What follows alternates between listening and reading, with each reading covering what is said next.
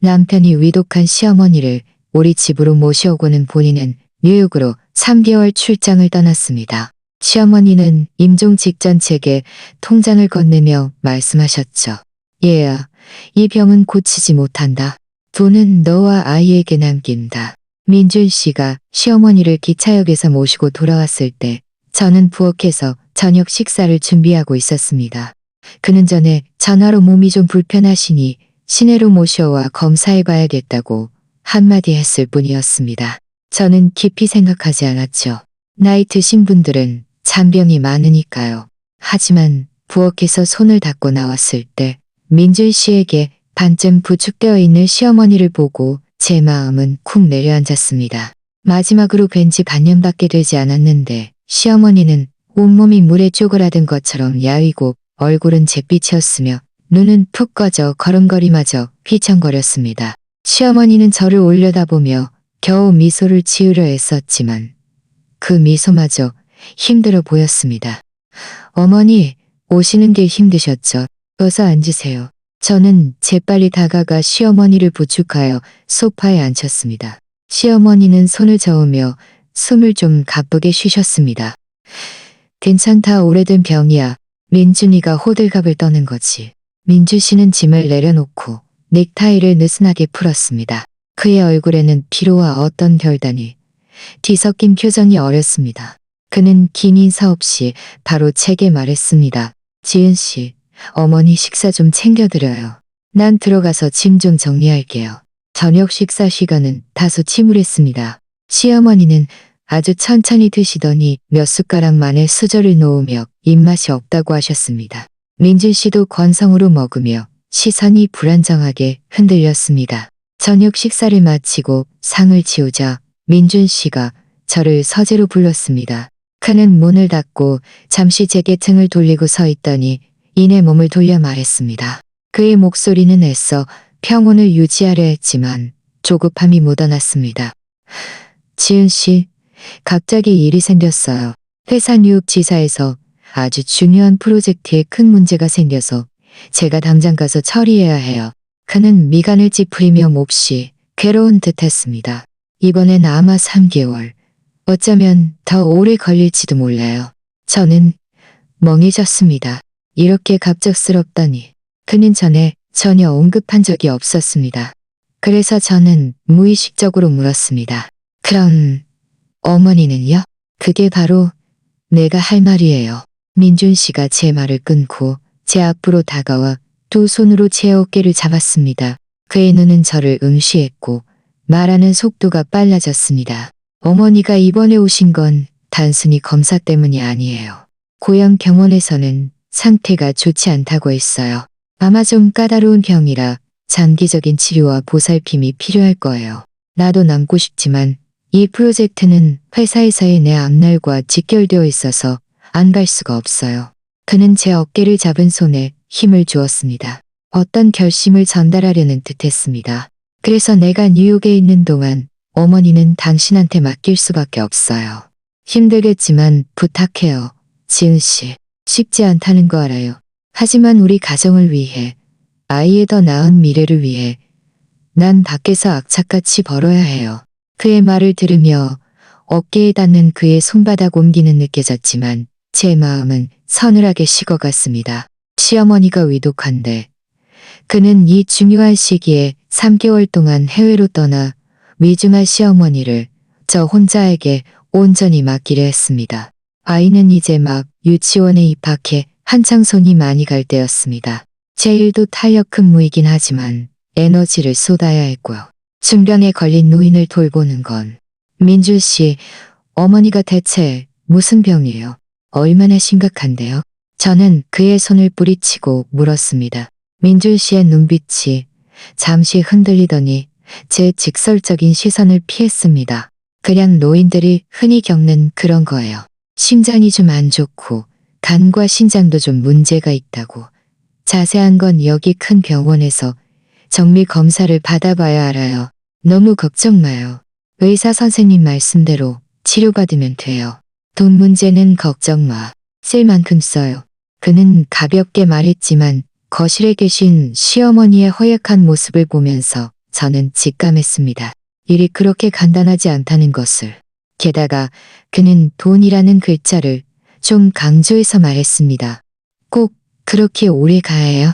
일정을 조율하거나 좀 늦게 갈 수는 없어요? 저는 마지막으로 노력해보려 했습니다. 민준 씨의 얼굴이 굳어지더니 목소리에 짜증이 섞였습니다. 지은 씨, 왜 이렇게 철이 없어요? 이걸 내가 결정할 수 있는 문제예요? 회사에서 보내면 가야 하는 거지. 어머니 여기, 당신은 며느리잖아. 돌보는 게 당연한 거 아니야. 내가 나가서 돈 버는 것도 다 이 가정을 위해서잖아. 날 좀 이해해 줄 수는 없어? 그는 제게 철이 없고 이해심이 없다는 큰 모자를 씌웠고 저는 순간 할 말을 잃었습니다. 결혼 5년 동안 그는 늘 일에 바빴고 집안일 대부분은 제가 처리했습니다. 그는 이런 방식에 이미 익숙해진 듯했습니다. 됐어요. 이렇게 결정된 거예요. 민주 씨는 시계를 흘끗 보더니 말했습니다. 난 내일 아침 9시 비행기예요. 오늘 밤에 내 짐 좀 싸줘요. 어머니는 당신이 좀 더 신경 써줘요. 그는 말을 마친 후 제 팔을 툭 두드리는 것이 마치 평범한 업무를 지시하는 것 같았습니다. 그리고는 몸을 돌려 서재문을 열고 나갔습니다. 저는 그 자리에 서 있었습니다. 서재에는 그의 몸에서 나는 희미한 향수 냄새가 남아 있었고 창밖의 밤이 천천히 스며들어왔습니다. 제 마음은 축축한 소뭉치가 짓누르는 것처럼 무거웠습니다. 시어머니의 억눌린 기침 소리가 거실에서 간헐적으로 들려왔고 아이는 자기 방에서 장난감을 가지고 깨르르 웃고 있었습니다. 내일부터 이 집, 이 위독한 노인, 그리고 어린아이가 모두 저 혼자만의 어깨에 놓이게 되는 것이었습니다.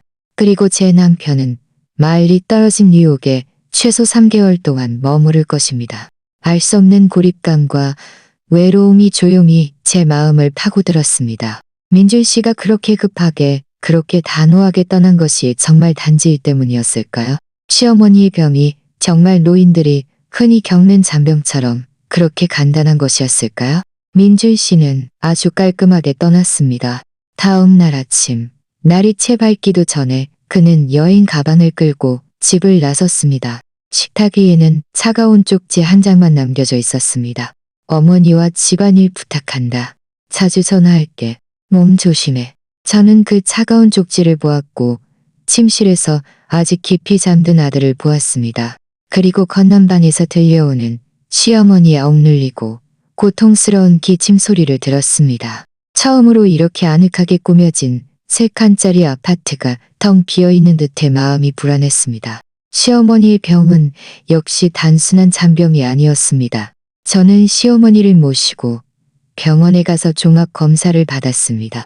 결과는 제 머리 위로 쏟아진 한 바가지의 얼음물 같았습니다. 말기암이며 여러 곳으로 전이되었습니다. 의사의 목소리는 무거웠습니다. 이미 최적의 치료 시기를 놓쳤습니다. 지금은 주로 완화 치료를 통해 고통을 줄이고 시간을 조금 연장하는 것이 목표입니다. 의사의 말은 살을 저미는 칼날 같았습니다. 저는 두툼한 검사 보고서, 뭉치를 들고 병원 복도 의자에 앉아 한참 동안 정신을 차리지 못했습니다. 말기, 전이. 민준 씨는 알고 있었을까요? 그는 분명 알고 있었을 것입니다. 고향 병원에서 그에게 사실을 말해주지 않았을 리가 없습니다. 그런데 그는 제게 흔한 잔변이라고 말했습니다. 제 머릿속은 혼란스러웠습니다. 그가 떠나기 전 어쩔 수 없이 가정을 위해 애쓰는 듯한 모습이 떠올랐습니다.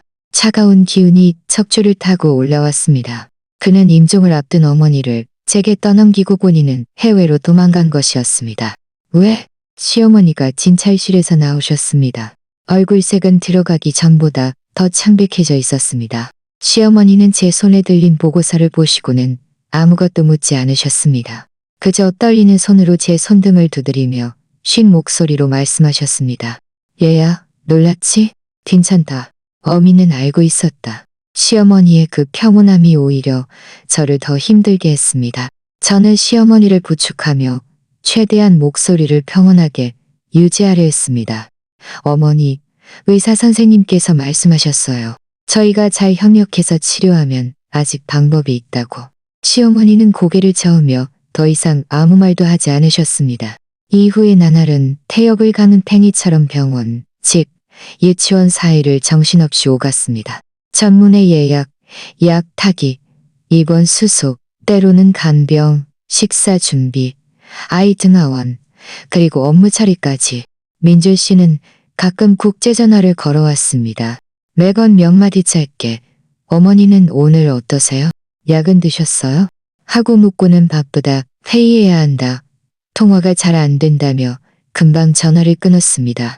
그의 시어머니 병세에 대한 관심은 피상적이었고 심지어 프로젝트 진행 상황을 묻는 것보다도 덜 절박해 보였습니다. 오히려 시어머니는 날마다 쇠약해지는 몸으로 제게 점점 더 많은 의지와 미안함을 보이셨습니다.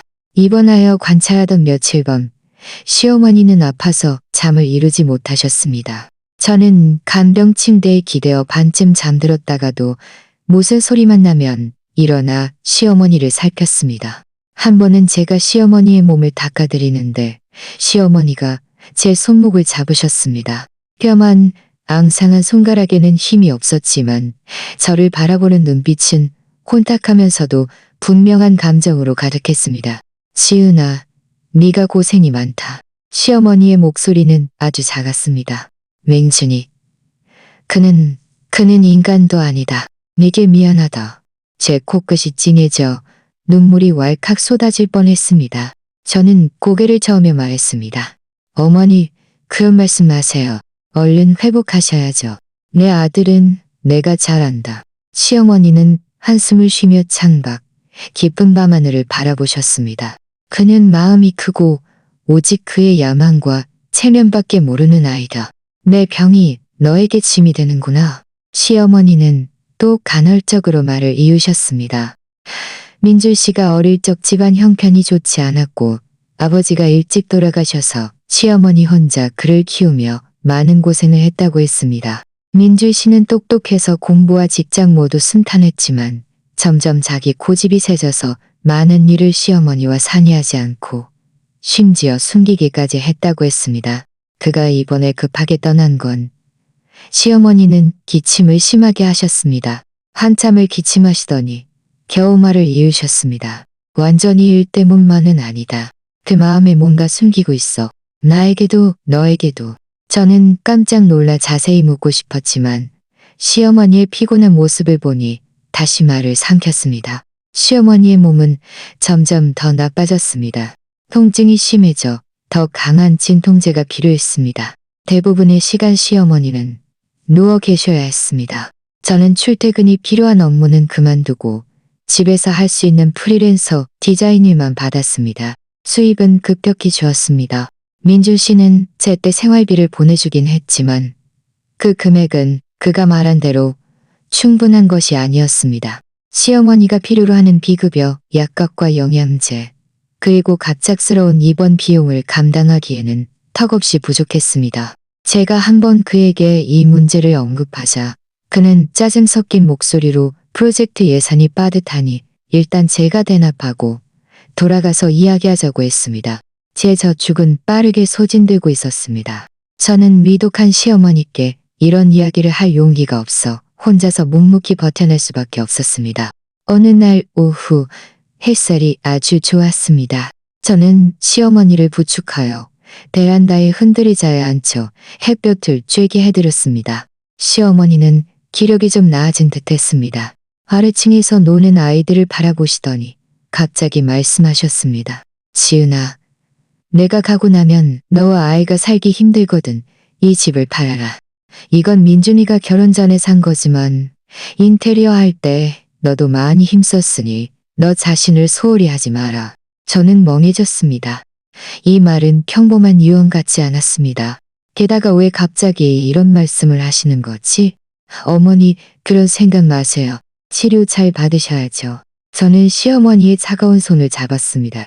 시어머니는 제 손을 뒤집어 잡고 힘주어 주셨습니다. 깊은 눈빛으로 저를 바라보시는데 그 눈빛 속에는 제가 당장 이해할 수 없는 너무나 많은 것들이 담겨 있었습니다. 슬픔, 절망, 깊은 피로, 그리고 숨겨진 비밀이 곧 터져나올 것 같은 충동. 하지만 시어머니는 결국 한숨만 쉬고 눈을 감으시며 더 이상 아무 말씀도 하지 않으셨습니다. 베란다의 햇살은 따뜻했지만 저는 알 수 없는 불안감에 사로잡혔습니다. 시어머니의 예언 같은 말, 민준 씨의 멀고 냉정한 태도, 그리고 겉으로는 평온해 보이지만 속으로는 불안한 기류가 흐르는 이 집. 이 모든 것이 저에게 산이 무너질 것 같은 불안감을 안겨주었습니다. 시어머니의 병은 단순히 질병 그 이상인 듯했습니다. 그것은 호수에 던져진 돌처럼 호수 바닥에 가라앉아 있던 아무도 모르는 진흙을 휘젓고 있었습니다. 시어머니의 상태가 급격히 나빠진 것은 민준 씨가 출장을 간 지 2달째 말경이었습니다. 암세포 확산 속도는 의사의 예상을 뛰어넘었습니다. 통증은 거의 경구약으로는 조절되지 않았고 대부분의 시간 시어머니는 혼수 상태에 빠져 있었습니다. 가끔 깨어나도 의식이 흐릿했습니다. 의사는 저를 따로 불러 준비해야 할 것임을 암시했습니다. 시간이 얼마 남지 않았을 수도 있다고. 저는 민준 씨에게 전화했습니다. 그의 목소리는 국제전화 너머로 약간 왜곡되어 들렸고 배경에는 시끄러운 소음이 있었습니다. 저는 어머니 상태가 매우 좋지 않다고 말하며 혹시 일찍 돌아올 수 있는지 물었습니다. 전화 저편은 몇 초간 침묵하더니 이내 그의 다소 급한 목소리가 들려왔습니다. 지금 프로젝트가 가장 중요한 시기라 자리를 비울 수가 없어요. 지은 씨, 좀 더 신경 써줘요. 가장 좋은 의사를 찾아주고 가장 좋은 약을 써줘요. 돈은 문제 없으니 꼭 잘 버텨줘요. 이건 돈 문제가 아니에요. 어머니는 아마 제 목소리가 막혔습니다. 알아요, 알아. 그가 짜증스럽게 제 말을 끊었습니다. 최대한 일정을 조율해서 빨리 돌아갈 수 있는지 알아볼게요. 일단 어머니 잘 보살펴줘요. 내 연락 기다려요. 그는 급하게 전화를 끊었습니다. 내 연락 기다려요. 저는 전화기의 먹먹한 소리를 들으며 병실에서 뼈만 앙상하게 남아 희미한 생명만 유지하고 있는 시어머니를 보며 황당함과 비애감을 동시에 느꼈습니다. 이것이 그가 말하는 가장 중요한 어머니였단 말인가요? 시어머니가 마지막으로 정신이 맑았던 그날 오후는 흐린 날이었습니다. 시어머니는 갑자기 기운이 좀 나셨고 눈빛도 맑아졌습니다. 심지어 제가 끓여드린 미음을 몇 숟가락 드실 수도 있었습니다. 간호사는 이것이 회광반조일 수도 있다고 했습니다. 제 마음은 덜컥 내려앉았고 시어머니의 손을 잡고 놓지 못했습니다. 시어머니는 병실의 간병인을 잠시 내보내라고 하셨습니다. 저와 할 이야기가 있다고. 병실에는 저희 둘만 남았습니다. 산소호흡기가 규칙적으로 낮은 소리를 냈습니다. 시어머니의 손이 움직이더니 제 손을 잡았습니다. 뼈만 남은 시어머니의 손은 이미 없었지만 이상할 정도로 강하게 제 손을 쥐셨습니다. 시어머니는 저를 바라보셨습니다. 눈빛은 복잡했습니다.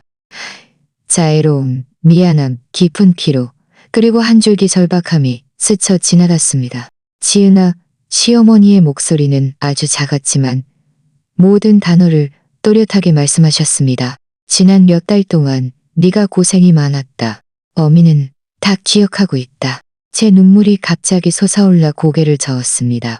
민준이, 그는 내게 못할 짓을 했다. 시어머니는 한숨을 쉬며 천장을 바라보셨습니다. 마치 무언가를 회상하는 듯 했습니다. 내 이 병은 고치지 못한다. 알고 있다. 어머니, 제 말 들으세요. 시어머니는 제 말을 끊고 다시 제 얼굴에 시선을 고정하셨습니다. 그 눈빛에는 단호한 절박함이 서려 있었습니다. 내 베개 밑에 무언가가 있다. 너에게 주는 것이다. 내가 가고 나면 그때 보아라. 저는 멍해졌습니다. 시어머니가 힘겹게 몸을 옆으로 돌리려 하시자 저는 황급히 부축해드렸습니다. 시어머니는 베개와 매트리스 사이에서 낡은 손수건으로 단단히 쌓인 작은 사각형 물건을 더듬어 꺼내 떨리는 손으로 제 손에 쥐어주셨습니다. 만져보니 좀 단단했습니다. 수첩 같았습니다. 가지고 잘 숨겨둬라. 아무도 모르게 해라. 특히 민준이는. 시어머니는 목소리를 낮추셨습니다. 전례 없이 엄숙한 어조였습니다. 예, 아이, 이 돈은 깨끗한 돈이다. 내가 조금씩 모은 돈이다.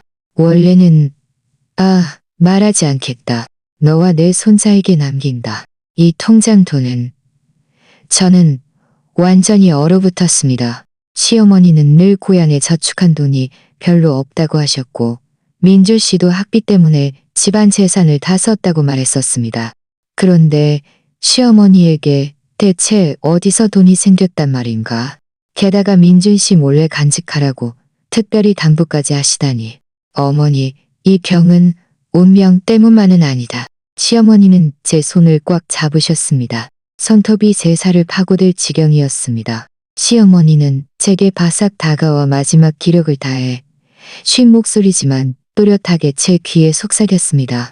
어떤 사람이 그가 낫기를 원치 않았다. 돈은 너와 아이에게 남긴다. 민준이에게서 멀리 떨어져라. 그는 마음이 더러워졌다. 시어머니의 말은 차가운 송곳처럼 예고 없이 제 고막을 꿰뚫고 심장을 찔렀습니다. 어떤 사람이 그가 낫기를 원치 않았다? 누가? 민준이에게서 멀리 떨어져라. 그는 마음이 더러워졌다. 저는 더 묻고 싶었지만 시어머니는 모든 기력을 소진한 듯 손에 힘을 풀고 베개에 기대셨습니다. 눈은 반쯤 감겨 있었고 크게 숨을 몰아쉬며 더 이상 완전한 말을 할 수 없었습니다. 그저 눈빛으로 저를 응시했습니다.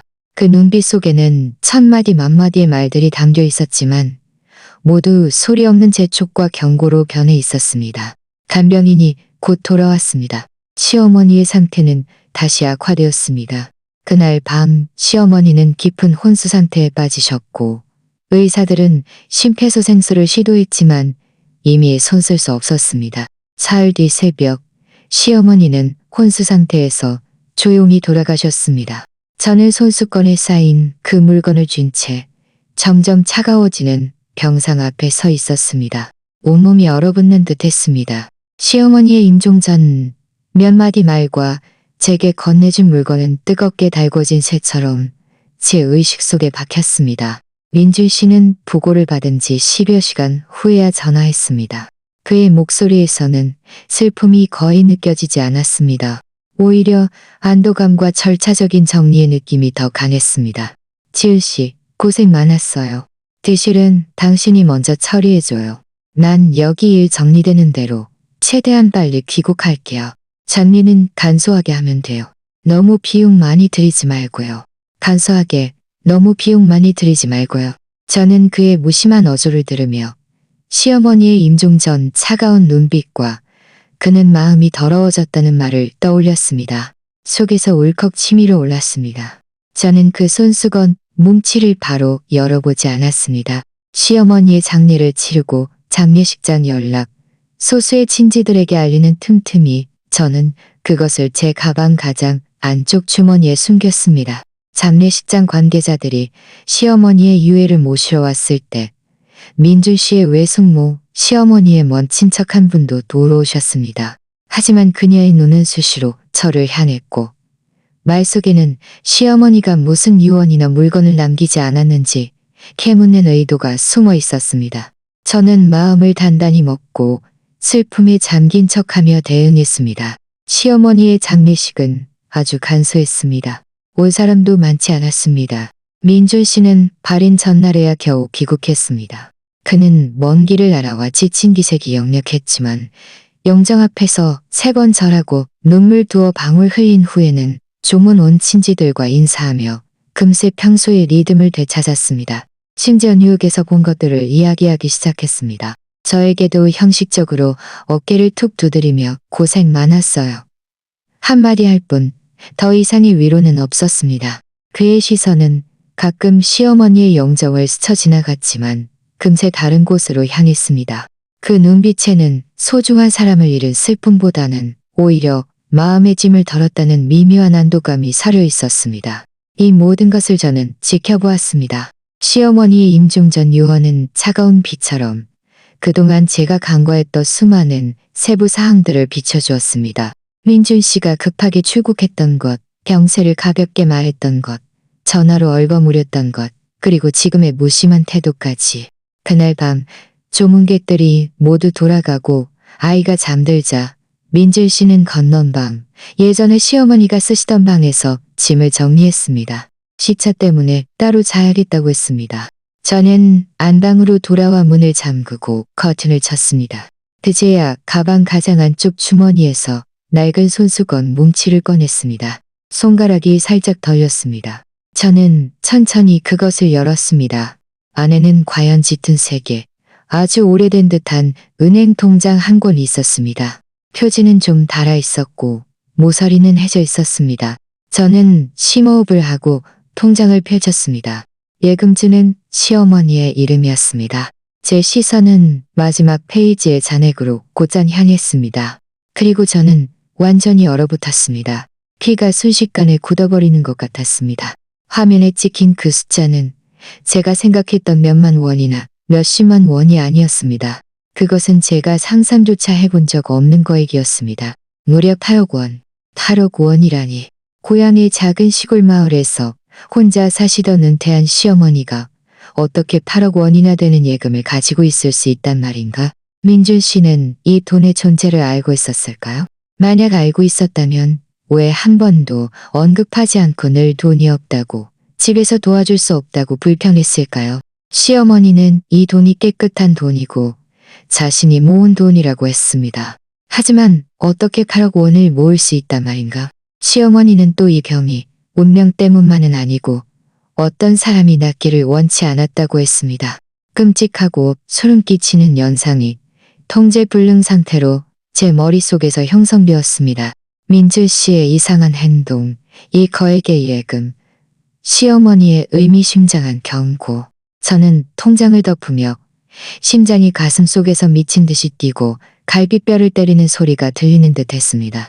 창밖의 밤은 먹물처럼 짙었고 제 손에 들린 이 통장은 마치 뜨겁게 달궈진 불길한 기운을 내뿜는 판도라의 상자 같았습니다. 시어머니는 대체 제게 무엇을 말하고 싶었던 걸까요?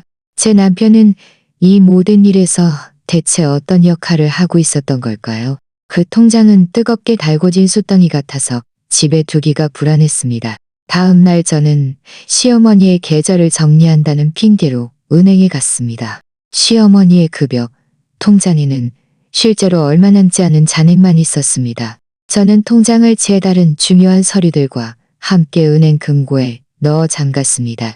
그 작은 열쇠를 손에 쥐고서야 비로소 숨통이 트이는 듯 했습니다. 8억 원. 이 숫자가 제 머릿속에서 계속 맴돌았습니다. 시어머니는 평생을 아끼고 아껴 사셨고 은퇴연금도 많지 않았습니다. 고향집도 낡은 사택이라 가치가 없었습니다. 민철 씨가 취직 후 매달 생활비를 보내주긴 했지만 액수가 고정되어 있어서 절대로 이렇게 많은 돈을 모을 수는 없었습니다.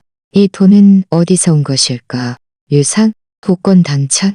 아니면 저는 더욱 깊이 생각할 엄두가 나지 않았습니다. 시어머니의 그 말, 어떤 사람이 그가 낫기를 원치 않았다는 너무나 끔찍했습니다.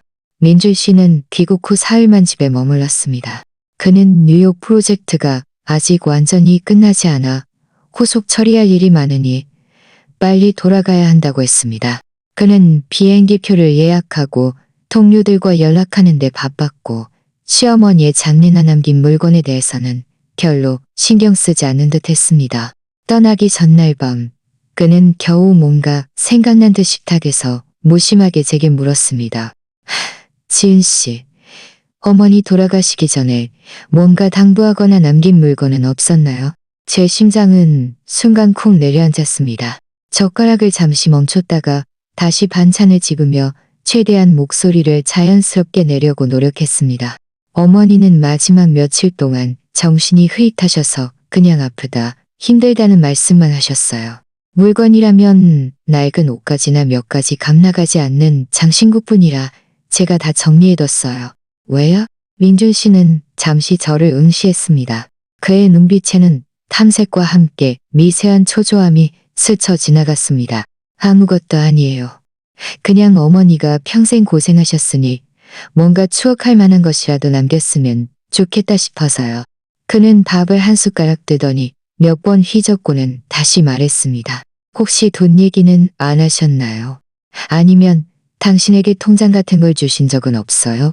왔구나. 그는 과연 이 통장을 찾고 있었습니다.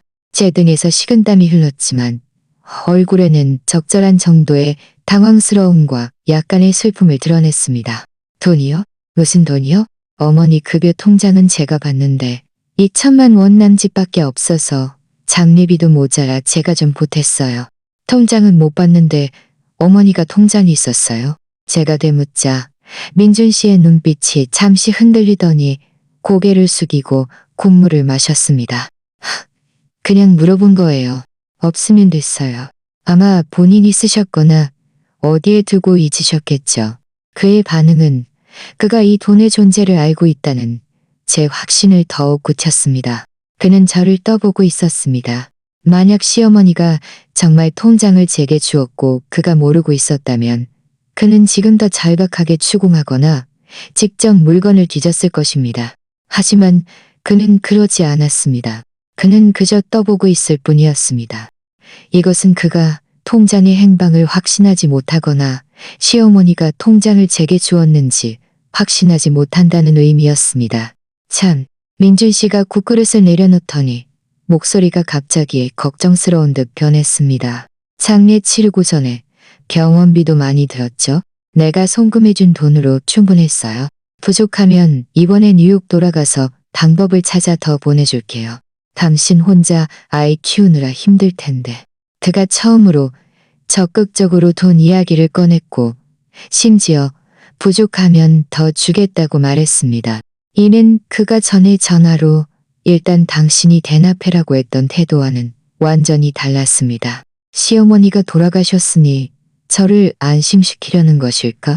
아니면 돈으로 저를 붙잡고 다른 것을 깊이 파고들지 못하게 하려는 것일까? 괜찮아요. 제 저축도 좀 있어서 버틸 수 있어요. 저는 담담하게 말하며 그가 더 보내주겠다는 말을 받지 않았습니다. 민준 씨는 제 평온하고 철든 모습에 다소 의외라는 듯 저를 한 번 바라보더니 더 이상 아무 말도 하지 않았습니다.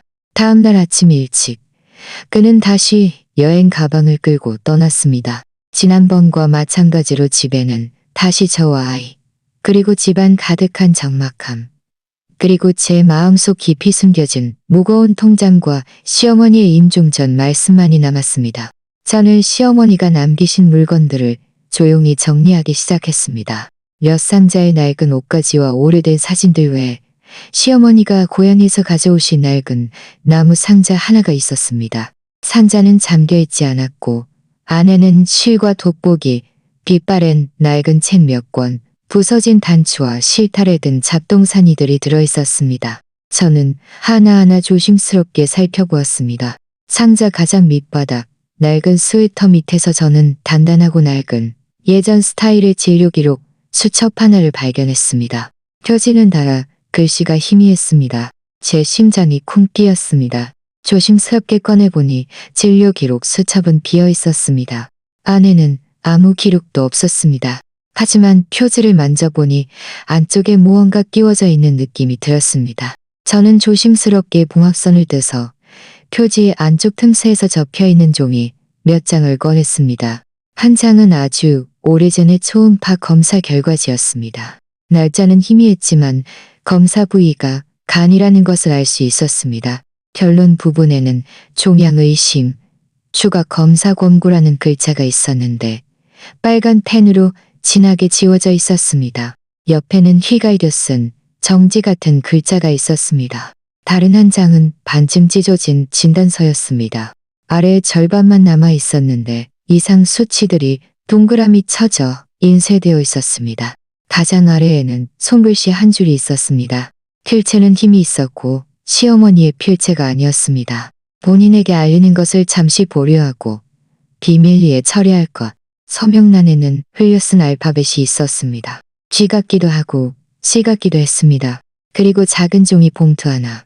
안에는 색깔이 다른 라벨 없는 약알과 캡슐 몇 개가 투명한 작은 봉지에 담겨 있었습니다. 시어머니가 평소에 드시던 정식 병원 처방약과는 완전히 달랐습니다. 제 호흡이 멈췄습니다. 초음파 결과지에 지워진 종양의심, 본인에게 알리는 것을 잠시 보류하고 비밀리에 처리할 것, 그리고 이 낯선 야갈들. 시어머니의 병은 갑자기 말기로 진단된 것이 아니었습니다. 수년 전부터 징후가 있었는데 누가 지었을까? 본인에게 알리는 것을 잠시 보류하고. 누가 잠시 보류한 걸까? 왜? 비밀리에 처리할 것이라는 건 무슨 방안일까? 이 야갈들은 그 방안의 일부일까? 그 서명 알파벳 G 또는 C. 제 머릿속에 민준 씨의 영어 이름 그렉과의 섬광처럼 스쳐 지나갔습니다. 설마.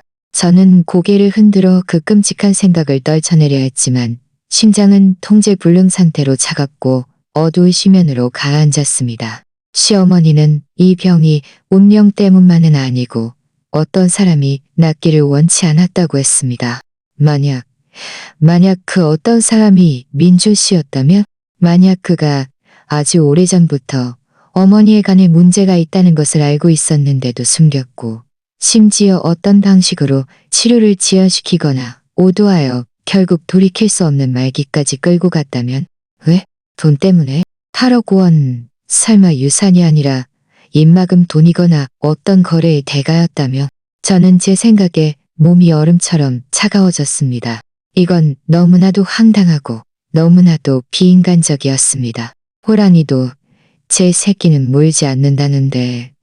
하지만 민준 씨가 어머니 병세에 보였던 냉담함, 급하게 출국했던 것, 통장을 떠보았던 것, 그리고 지금 진료기로 수첩 틈새에 숨겨져 있던 이 섬뜩한 종이 조각들, 모든 단서들이 제가 믿고 싶지 않은 방향을 은밀히 가리키고 있었습니다. 저는 떨리는 손으로 이 종이들과 야갈들을 다시 잘 싸서 절대 안전한 곳에 숨겼습니다. 제 작업실 스케치 테이블 아래 저 외에는 아무도 모르는 비밀 서랍 안을. 저는 더 많은 것을 알아야 했습니다. 민준 씨가 뉴욕에서 대체 무엇을 하고 있는지, 그가 시어머니의 병과 이 돈과 대체 무슨 관계가 있는지 명확히 밝혀야 했습니다. 저 혼자의 힘으로는 너무 미약했습니다. 저는 한 사람을 떠올렸습니다. 제 대학 시절 절친이자 지금은 다국적 컨설팅 회사에서 고위 임원으로 일하는 지훈. 그는 인맥이 넓고 믿을만했으며 무엇보다 민준 씨와 생활권이 전혀 겹치지 않았습니다. 저는 지훈을 한적한 찻집에서 만났습니다. 저는 너무 많은 세부 사항은 말하지 않고 그저 제 남편 민준 씨가 결혼과 가정사에서 저를 속였고 어떤 부적절한 행위에 연루되었을 가능성이 있다고만 말했습니다. 저는 그가 최근 뉴욕에서의 실제 행적과 활동을 최대한 자세히 알아봐 달라고 부탁했습니다. 지훈은 똑똑한 사람이었습니다. 더 묻지 않고 그저 진지하게 저를 바라보았습니다. 지훈아, 정말 이렇게 할 생각이야? 어떤 일은 명확해지면 되돌릴 수 없게 될 수도 있어. 저는 고개를 끄덕였습니다. 목소리는 메말랐지만 단호했습니다. 확실해요. 아무리 받아들이기 힘들어도 진실을 알아야겠어요. 지훈은 잠시 침묵하더니 고개를 끄덕였습니다. 알겠어. 내가 뉴욕에 친구들이나 파트너들이 좀 있으니 알아봐 줄게. 소식 있으면 바로 연락할게. 너도 혼자서 조심하고. 찻집을 나서자 가을바람이 얼굴에 차갑게 불어왔습니다. 저는 알고 있었습니다. 제가 진실을 추적하기로 결심한 순간부터 민준 씨와 저 사이에 위태롭게 드리워져 있던 부부라는 베일은 이미 제 손으로 찢겨진 것이나 다름없다는 것을. 그 균열 뒤에는 끝을 알 수 없는 어둠과 저를 집어삼킬 수도 있는 진실이 있었습니다. 하지만 저는 이제 두렵지 않았습니다. 시어머니가 임종 직전 제 손을 꽉 잡고 그 통장과 경고를 제게 건넬 때 어둠을 헤쳐나갈 용기 또한 제 손에 함께 쥐어주셨습니다. 시어머니를 위해, 아이를 위해, 그리고 저 자신을 위해 저는 이 길을 가야만 했습니다. 이후의 나날들은 겉으로는 평온했지만 속으로는 팽팽한 활시위 같았습니다. 저는 평소처럼 아이를 등하원시키고 업무를 처리했습니다. 가끔 민준 씨와 국제전화로 통화했습니다. 전화 속 그의 목소리는 늘에서 가벼운 척했고 아이와 집안일을 물을 뿐 시어머니나 돈 이야기는 일절 다시 꺼내지 않았습니다. 마치 그날 밤의 일은 완전히 지나간 듯이. 하지만 저는 그의 목소리에서 미세한 긴장감을 느낄 수 있었습니다. 마치 무언가를 기다리거나 무언가를 방어하는 듯한. 지훈에게서는 아직 소식이 없었습니다. 기다림은 저를 초조하게 만들었습니다. 저는 시어머니가 남기신 의심스러운 종이, 조각들과 야갈들의 선명한 사진을 찍어 또 다른 믿을 만한 친구이자 제약회사에서 일하는 친구에게 보냈습니다. 그에게 이 야갈들이 무엇일 수 있는지, 그리고 방안이라는 것이 의료적 맥락에서 무엇을 의미할 수 있는지 사적으로 알아봐 달라고 부탁했습니다. 친구는 곧 답장을 보냈습니다. 약물은 정확한 성분 분석을 위해 실제 검사가 필요하지만 외관과 제 설명만으로는 국내 정식 경로로 유통되는 일반 약품 같지는 않다고 했습니다.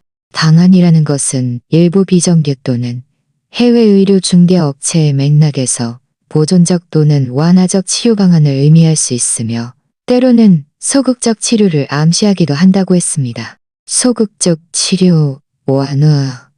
제 마음은 또다시 가라앉았습니다. 저는 계속해서 시어머니의 유품을 정리했습니다. 어떤 구석도 놓치지 않았습니다. 낡은 책들 사이에서 저는 마른 나뭇잎을 책갈피로만 끼워둔 곤초 강목 한 권을 발견했습니다. 책장을 넘기자 그 안에서 작게 접힌 송금증 한 장이 떨어져 나왔습니다. 연도는 좀 오래되어 글씨가 희미했지만 송금인이 시어머니의 이름이 아니라 강순옥이라는 사람의 이름이었고 시어머니의 계좌로 5천만 원이 송금되었다는 것을 알아볼 수 있었습니다. 시점은 8년 전이었습니다. 강순옥, 저는 알지 못하는 이름이었습니다. 시어머니도 한 번도 언급한 적이 없었습니다. 8년 전은 민준 씨가 대학을 졸업하고 해외 유학을 준비하던 때였습니다.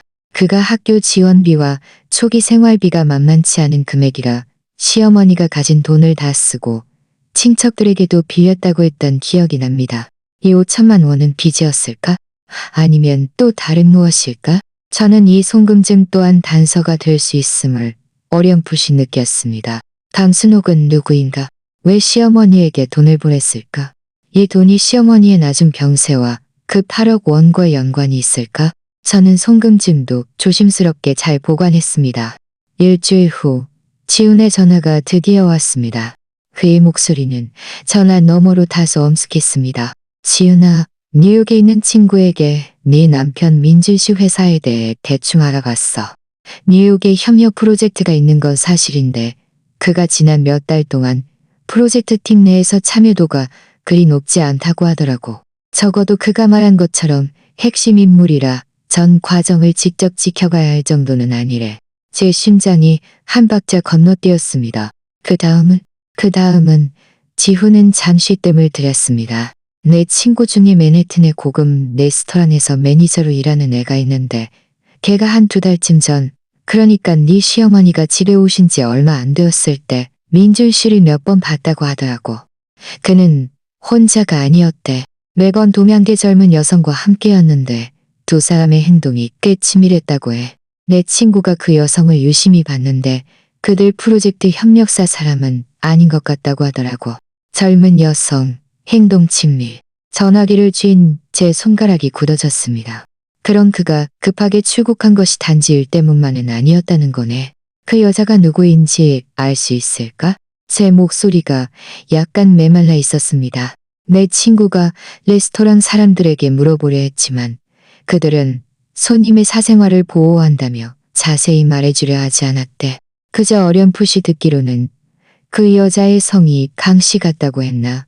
확실치 않다고 했어. 지훈이 말했습니다. 강씨? 제 머릿속에서 웅하는 소리가 나며 무언가가 터져나가는 것 같았습니다. 강순옥. 송금증에 적힌 이름. 성이 강씨. 젊은 여성? 아니, 송금은 8년 전. 만약 같은 사람이라면 8년 전에도 5천만 원을 쉽게 송금할 수 있었다면 지금은 젊은 사람이 아닐 텐데 모녀 관계일까? 아니면 단순한 우연일까? 지훈아, 듣고 있어? 지훈의 목소리가 저를 현실로 끌어당겼습니다. 지훈아, 고마워. 이 정보 정말 중요해. 저는 애써 침착하려고 노력했습니다. 혹시 내 친구한테 다시 부탁하거나 다른 방법으로 그 강씨 성을 가진 여자의 배경을 좀 더 알아봐 줄 수 있을까? 특히 8년 전이나 그보다 이전에 우리 시어머니나 민준 씨와 어떤 접점이 있었는지. 지우는 제 말 속에 담긴 무거움을 알아차렸는지 잠시 침묵하더니 말했습니다. 한번 시도해볼게. 하지만 시간이 좀 걸릴 수도 있고 결과가 없을 수도 있어. 지혜나, 너 괜찮아. 난 괜찮아. 제가 말했습니다. 소식 있으면 언제든 알려줘. 전화를 끊고 저는 작업실에 앉아 창밖으로 점점 어두워지는 하늘을 바라보았습니다. 온몸이 떨렸습니다. 민준 씨가 뉴욕에 애인이 있었다. 당시 서울 가진 여자. 8년 전 강순옥이라는 사람이 시어머니에게 5천만 원을 송금했다. 시어머니의 병이 의도적으로 지연되거나 오도된 치료를 받았다. 시어머니가 출처 불명의 8억 원이라는 거액을 남기고 민준 씨가 마음이 더러워졌다고 경고했다. 이 조각들이 제 머릿속에서 미친 듯이 회전하며 점차 희미하지만 섬뜩한 윤곽을 만들어냈습니다. 설마 민준 씨와 이 강씨 성을 가진 여자는 오래전부터 알고 지냈고 심지어 8년 전 민준 씨의 유학 비용이 이 여자와 관련이 있었던 걸까? 시어머니는 돈을 받고 어떤 조건을 수락한 것일까? 그래서 이 8억 원은 입막음 돈이거나 보상금이었을까? 그리고 시어머니의 병.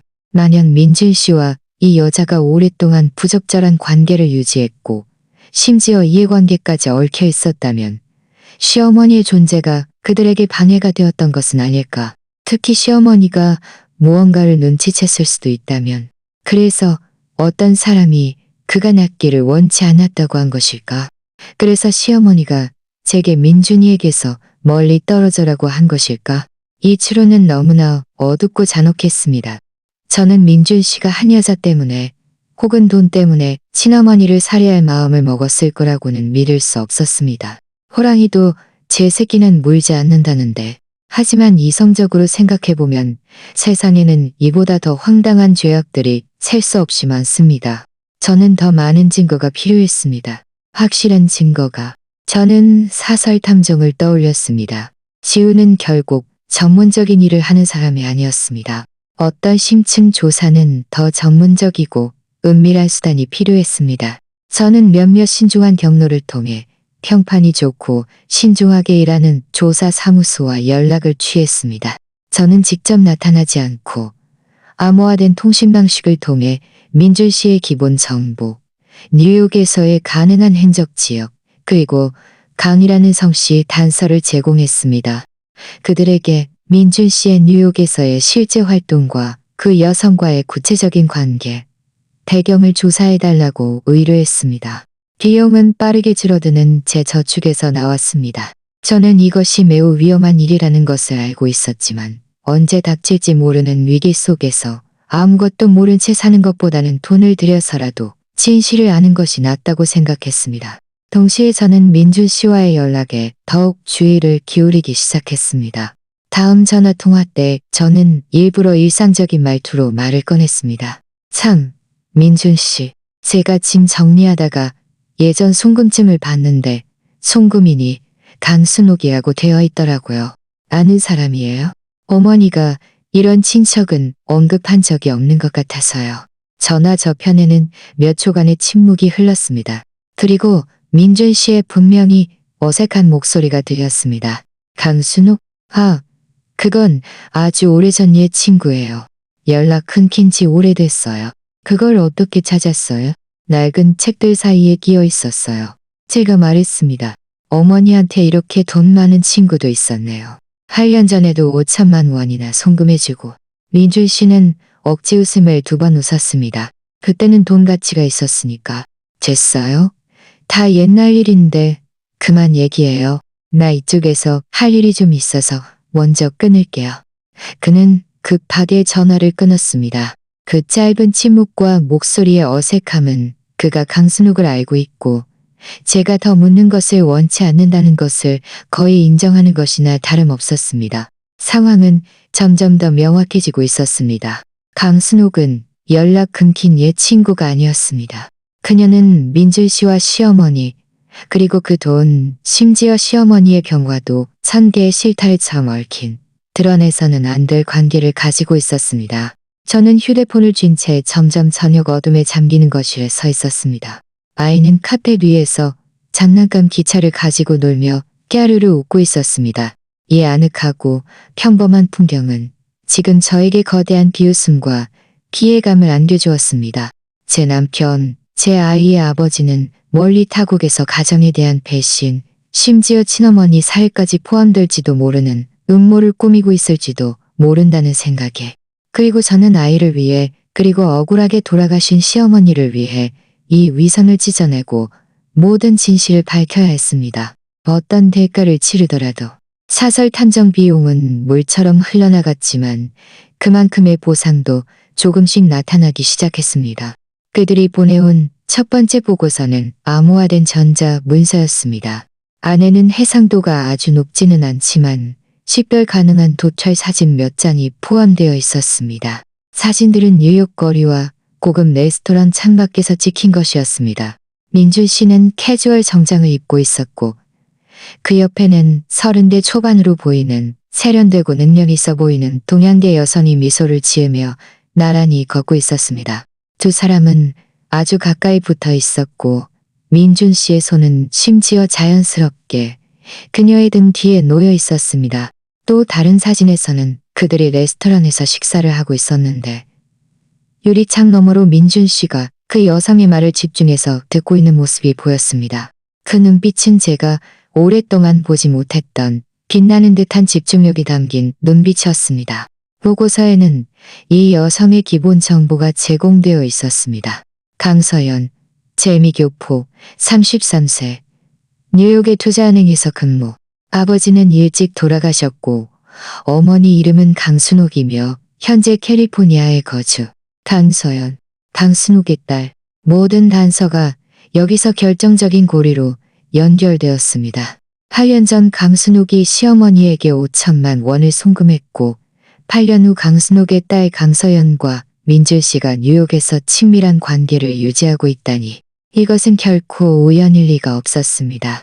탐정 보고서에는 그들이 강서연의 배경을 예비 조사한 결과 그녀가 약 10년 전 캘리포니아의 한 대학에 재학 중 잠시 귀국하여 인턴십을 했는데 그 인턴십 장소가 바로 민준 씨가 당시 근무하던 증권사였다는 내용도 언급되어 있었습니다. 시간대가 딱 맞아떨어졌습니다. 그들은 그때부터 알고 지냈을 수도 있고 심지어 연인 관계였을 수도 있었습니다. 그 후 민준 씨가 해외 유학을 간 것도 어쩌면 당시 집안과 관련이 있었을지도 모릅니다. 그 5천만 원 송금도. 민준 씨는 귀국하여 발전하고 결혼했지만 강서연과 계속 연락을 유지하며 심지어 더 밀접한 관계를 맺고 있었던 것입니다. 보고서에는 조심스럽게 언급되어 있었습니다. 그들이 강순옥과 강씨 집안, 그리고 민준 씨, 모자 사이에 더 구체적인 경제적 거래와 계약을 심층 조사를 시도하고 있지만 시간이 필요하며 민감한 영역에 닿을 수도 있다고. 저는 사진 속 민준 씨와 강서연이 함께 있을 때 그 편안하고 심지어 애저 어린 표정을 보았습니다. 그리고 저와 시어머니를 대할 때 그의 건성이고 냉담한 태도를 떠올렸습니다. 속이 울렁거렸습니다. 그는 원래 냉혈한이 아니었습니다. 그저 그의 따뜻함과 열정은 이미 다른 사람에게 주어졌던 것이었습니다. 그렇다면 시어머니는 이 모든 것에서 어떤 역할을 했을까? 그녀는 알고 있었을까? 이용당한 것일까? 아니면 희생자였을까? 저는 다시 시어머니가 남기신 그 종이 조각들과 야갈 사진, 그리고 송금증을 꺼냈습니다. 더욱 완전하고 더욱 어두운 추측이 제 마음속에서 점차 명확해졌습니다. 민준 씨는 아주 오래전부터 강서연과 사귀었고 심지어 결혼을 약속할 정도였을 수도 있습니다. 하지만 당시 집안은 당시 가진 것 없는 민준 씨를 탐탁지 않게 여겼거나 가혹한 조건을 제시했을 수 있습니다. 시어머니는 아들을 지극히 사랑하는 마음에 민준 씨의 애원이나 속임수에 넘어가 강씨 집안과 어떤 계약을 맺었을 수도 있습니다.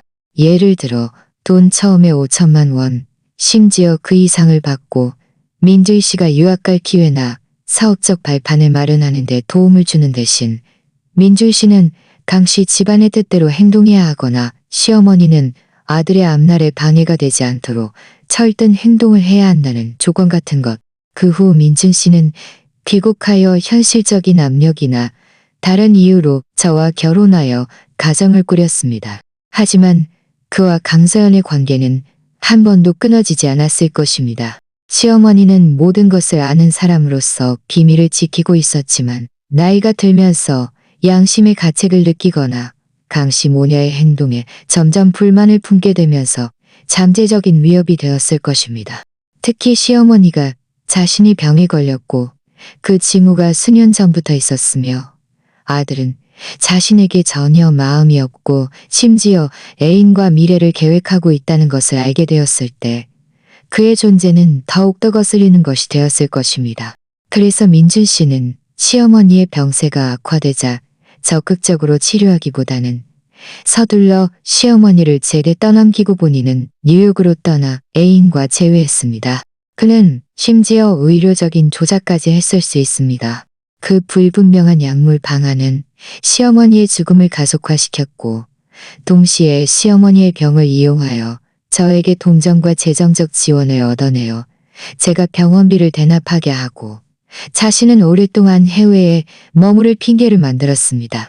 그리고 시어머니는 생의 마지막 순간에 아들의 진면목을 깨닫고 저의 위험까지 예견했던 것입니다. 시어머니는 분명히 말할 수 없었기에 아마도 죄의 대가이지만 자신의 모든 마음이 담긴 그 돈을 제게 남기고 가장 심각한 경고를 남긴 것이었습니다. 이 추측은 저를 오싹하게 만들었습니다. 만약 정말 이렇다면 민준 씨는 단순히 외도를 한 것이 아니라 철저한 살인범이었습니다. 애인과 소위 앞날을 위해 친어머니를 살해한 저는 확실한 증거가 필요했습니다. 이런 추측과 간접적인 증거만으로는 턱없이 부족했습니다. 저는 제약회사 친구에게 연락하여 그 약알 몇 개에 대해 더 권위 있는 화학 분석을 진행하여 구체적인 성분과 가능한 작용을 확인할 방법이 있는지 물었습니다. 친구는 제3자 검사 기관을 통해 도와줄 수 있지만 정식적인 검체 송부 절차와 위임장이 필요하며 형사사건에 연루될 경우 경찰의 개입이 가장 좋다고 했습니다. 경찰? 제가 지금 경찰에 신고할 수 있을까요? 제 손에 있는 것들, 몇 장의 낡은 종이 조각, 몇 개의 불분명한 약알, 출처불명의 통장, 몇 장의 외도 사진. 이것들은 민준 씨의 외도, 심지어 재정적 의심스러운 행위를 증명할 수 있을지는 몰라도 그가 어머니를 살해했다는 증거로는 너무 미약했습니다. 그 방안과 야갈들이 민준 씨가 제공하고 시어머니가 복용했다는 직접적인 증거가 없다면 유죄를 입증하기 어렵습니다. 저는 민준 씨가 직접 인정하거나 그가 시어머니 살해에 직접적으로 관여했다는 증거를 찾아야 했습니다. 제가 다음 단계를 어떻게 해야 할지 고심하고 있을 때 민준 씨가 먼저 전화를 걸어왔습니다. 이번에는 그의 목소리가 좀 달랐습니다. 애써 가벼운 척하는 듯한 떠보는 어조가 섞여 있었습니다. 지은 씨, 뉴욕 프로젝트가 거의 마무리 단계예요. 아마 다음 달 중순쯤에 돌아갈 수 있을 것 같아요. 그가 말했습니다. 네? 제가 담담하게 대답했습니다. 그가 잠시 뜸을 들이더니 다시 말했습니다. 어머니가 남기신 물건들은 다 정리했어요. 혹시 특별한 물건은 발견 못했어요? 예를 들어 예전에 당신에게 뭘 맡기거나 특별한 말을 한 적은 없어요? 또 떠보고 있었습니다. 통장. 제 심장이 쿵 내려앉았습니다. 하지만 목소리는 이해할 수 없다는 듯 가장하며 말했습니다. 특별한 물건이요? 어머니 장신구는 몇 개 안 되는데 다 감나가지 않고요. 말씀이요? 그냥 몸이 아프다고 손자 보고 싶다고 하셨어요. 왜요? 또 무슨 생각나는 거라도 있어요? 아무것도 아니에요. 민준 씨는 다소 짜증스러운 듯 했습니다. 그냥 어머니가 예전에 중요한 물건을 낡은 책들 사이에 숨겨두는 습관이 있었던 것 같아서요. 혹시 당신이 정리하다가 실수로 폐지인 줄 알고 버렸을까봐 걱정돼서요. 중요한 물건? 통장 말인가? 저는 아예 대놓고 물었습니다. 통장이요. 전화 저편에는 또다시 침묵이 흘렀습니다. 그리고 민준 씨는 억지 웃음을 지었습니다. 무슨 생각을 하는 거예요? 어머니한테 무슨 통장이 있어요. 그냥 혹시 옛날 사진이나 편지 같은 게 버려질까봐 아까워서요. 제가 다 꼼꼼히 봤어요. 남겨둘 건 다 남겨뒀고요. 제가 말했습니다. 걱정 마세요. 전화를 끊고 저는 더욱 확신했습니다. 그 통장이 결정적인 단서라는 것을. 민준 씨가 그 돈에 대해 이렇게 집착하는 것은 절대 단순한 문제가 아니었습니다. 어쩌면 그것은 시어머니의 보상금일 뿐만 아니라 민준 씨와 강 씨 집안 사이에 어떤 드러내서는 안 될 거래의 증거, 혹은 강 씨 집안이 시어머니에게 준 입막음 돈일 수도 있었습니다. 저는 이 통장을 잘 보관해야 했고, 동시에 이것을 미끼로 삼거나 최후의 대결 때 사용할 비장의 무기로 사용해야 했습니다. 저는 김 변호사님께 연락했습니다. 복잡한 이혼 및 재산 분쟁을 전문으로 하는 베테랑 변호사이자 제 어머니 생전에 절친한 친구였습니다. 저는 살인 추측은 제외하고 대략적인 상황, 즉 외도, 의심스러운 재산, 그리고 시어머니의 임종 전 이상한 행동에 대해 말씀드렸습니다. 그리고 이런 상황에서 저와 아이의 권익을 어떻게 보호할 수 있는지, 그리고 앞으로 형사 고발이 있을 경우 어떻게 협력해야 할지 자문했습니다. 김 변호사님은 제 말을 듣고 매우 엄숙한 어조로 말씀하셨습니다. 치일 씨가 제공한 정보는 매우 중요합니다. 만약 악의적인 부부 공동 재산은닉, 심지어 다른 불법 범죄 행위가 존재한다면 즉시 포괄적으로 증거를 수집하고 확보해야 합니다. 남편의 외도 증거, 의심스러운 자금 흐름, 시어머니의 비정상적인 의료, 기록 등을 포함해서요. 그 통장에 대해서는 출처의 합법성과 진위 여부가 불분명하고 사건과 관련될 가능성이 있으므로 당분간 안전하게 보관하고 사용하지 마시되 상황이 명확해진 후 처리하는 것이 좋습니다. 제가 법률 관계를 정리하고 필요시 재산 보전 신청을 도와드리겠습니다. 김 변호사님의 지원으로 제 마음은 좀 더 안정되었습니다. 동시에 저는 사설 탐정에게 두 가지 방향에 집중하여 조사해달라고 재촉했습니다. 하나는 강순옥 모녀와 민준 씨 사이의 더 구체적인 경제적 거래와 계약, 다른 하나는 시어머니가 발병하여 돌아가실 때까지의 기간 동안 민준 씨가 어떤 방식으로든 시어머니의 치료에 영향을 미치거나 개입했는지, 특히 약물과 관련하여 최대한 밝혀내는 것이었습니다. 저는 알고 있었습니다.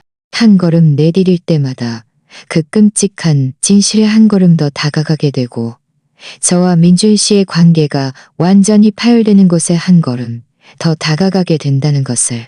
하지만 이미 시작했으니 되돌릴 수는 없었습니다.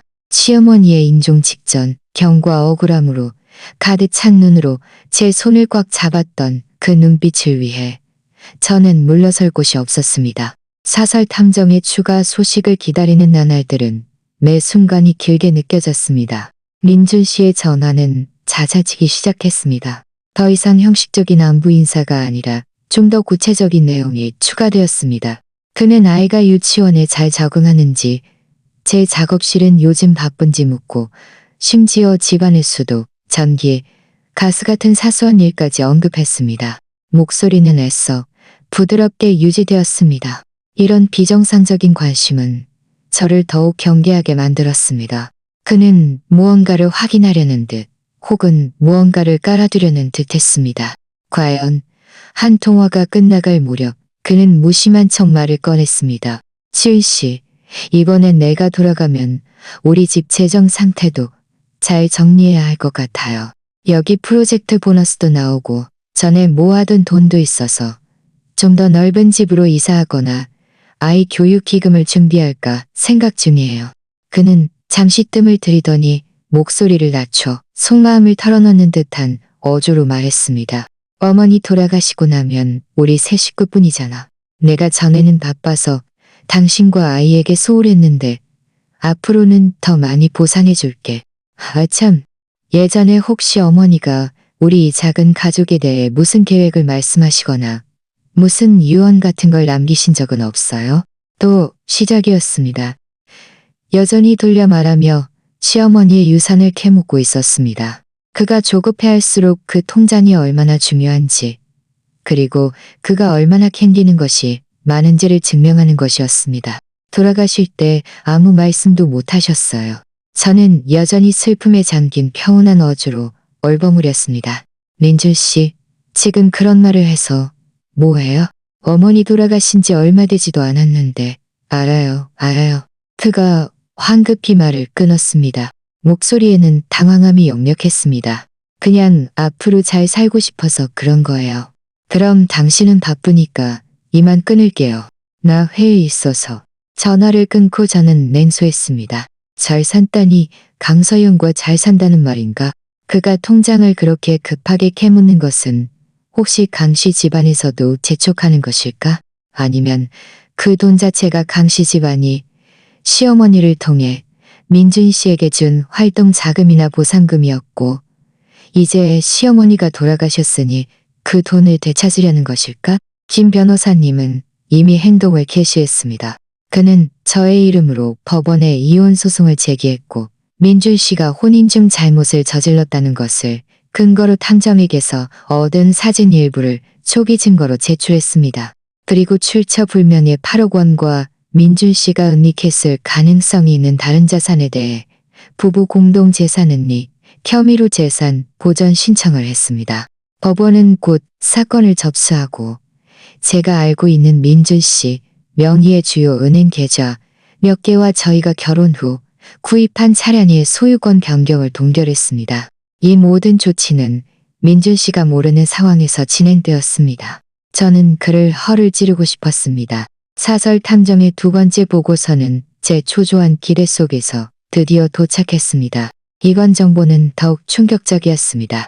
보고서는 강순옥이 일찍 남편을 여의고 딸 강서연을 홀로 키웠으며 한국과 해외에 모두에 투자하고 있었음을 확인해 주었습니다. 8년 전 민준 씨가 미국 유학을 신청할 때 강순옥이 실제로 자금 보증을 제공했으며 민준 씨의 계좌로 5만 달러가 송금된 기록이 있었습니다. 이는 시어머니의 5천만 원 송금증과 시간대가 비슷하여 같은 일의 다른 단계일 가능성이 매우 높았습니다. 탐정은 심지어 몇몇 오래된 우편물 왕래 흔적까지 찾아냈는데 특정 경로를 통해 민준 씨가 당시 강순옥에게 매우 순종적이었고 많은 약속을 했다는 것을 보여주었습니다. 더 중요한 것은 탐정이 강서연의 최근 행적과 통신 기록을 조사했다는 것입니다.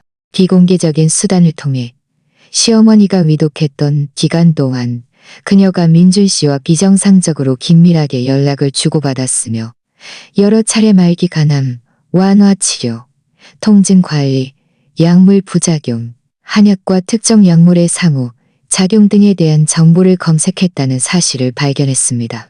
이 시점은 민준 씨가 시어머니의 비급여 특효약그, 불분명한 약알들을 교체했던 시기와 정확히 일치했습니다.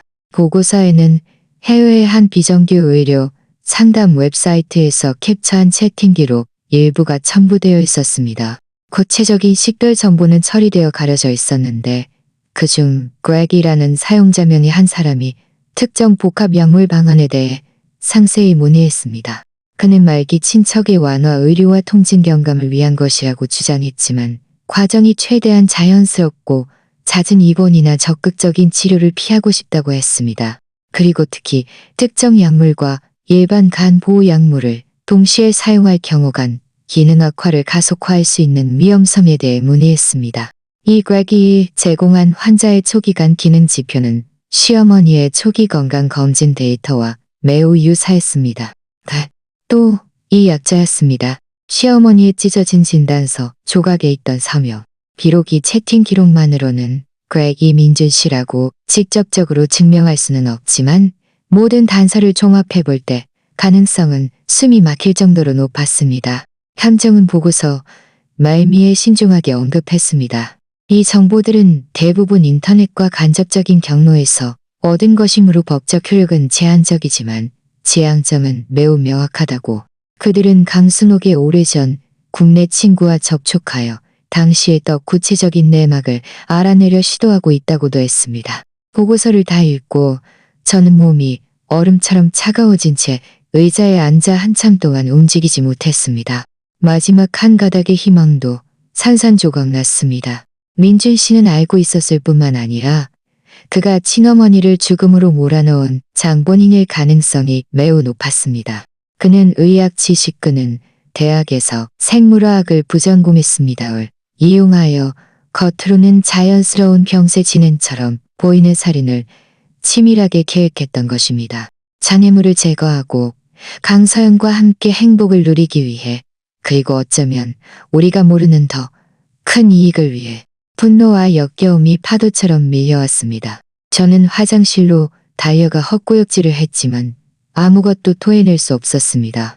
오직 차가운 눈물만이 얼굴을 적셨습니다. 억울한 시어머니를 위해서도, 제가 바쳤던 5년의 시간을 위해서도 저는 더 이상 법적 절차만 기다릴 수 없었습니다. 민준 씨에게 대가를 치르게 할 것입니다. 명예가 실추되고 파멸하는 대가를. 저는 김 변호사님께 연락하여 사설 탐정 보고서의 핵심 내용, 특히 의료적 개입과 관련된 부분을 말씀드렸습니다. 김 변호사님은 매우 충격받으셨습니다. 그는 즉시 지은 씨, 이 상황이 사실이라면 이미 고해살인에 해당합니다. 즉시 경찰에 신고해야 합니다. 라고 조언했습니다. 동시에 이 자료들은 저희의 이혼 및 재산 소송에서 상대방의 중대한 과실, 나아가 범죄 행위를 증명하는 핵심 증거가 될 수 있으며 아이의 양육권과 재산 분할에 극도로 유리하게 작용할 것이라고 했습니다. 경찰에 신고해야 한다는 거 알아요. 저는 눈물을 닦고 쉰 목소리로 단호하게 말했습니다. 하지만 경찰에 신고하기 전에 김 변호사님, 저를 도와주실 일이 있어요. 민준 씨가 그 통장에 대해 계속 집착하고 있잖아요. 제 눈에 차가운 빛이 스쳐 지나갔습니다. 이제 그에게 이 통장의 행방을 알려줄 때가 된 것 같아요. 다만 그가 예상치 못한 방식으로 말이죠. 저와 김 변호사님은 상세하게 계획을 논의했습니다. 이 계획은 다소 위험했지만 성공한다면 민준 씨의 의도를 확실히 밝힐 수 있을 뿐만 아니라 경찰에게 더 직접적인 단서를 제공할 수 있을 것이었습니다. 며칠 후 저는 민준 씨와 공통 친구가 있는 사람과 전화 통화를 하는 척하며 이 친구가 반드시 민준 씨에게 말을 전할 것이라고 확신했습니다. 불안하고 초조한 어조로 말을 꺼냈습니다. 시어머니, 유품을 정리하다가 낡은 통장을 본 것 같다고.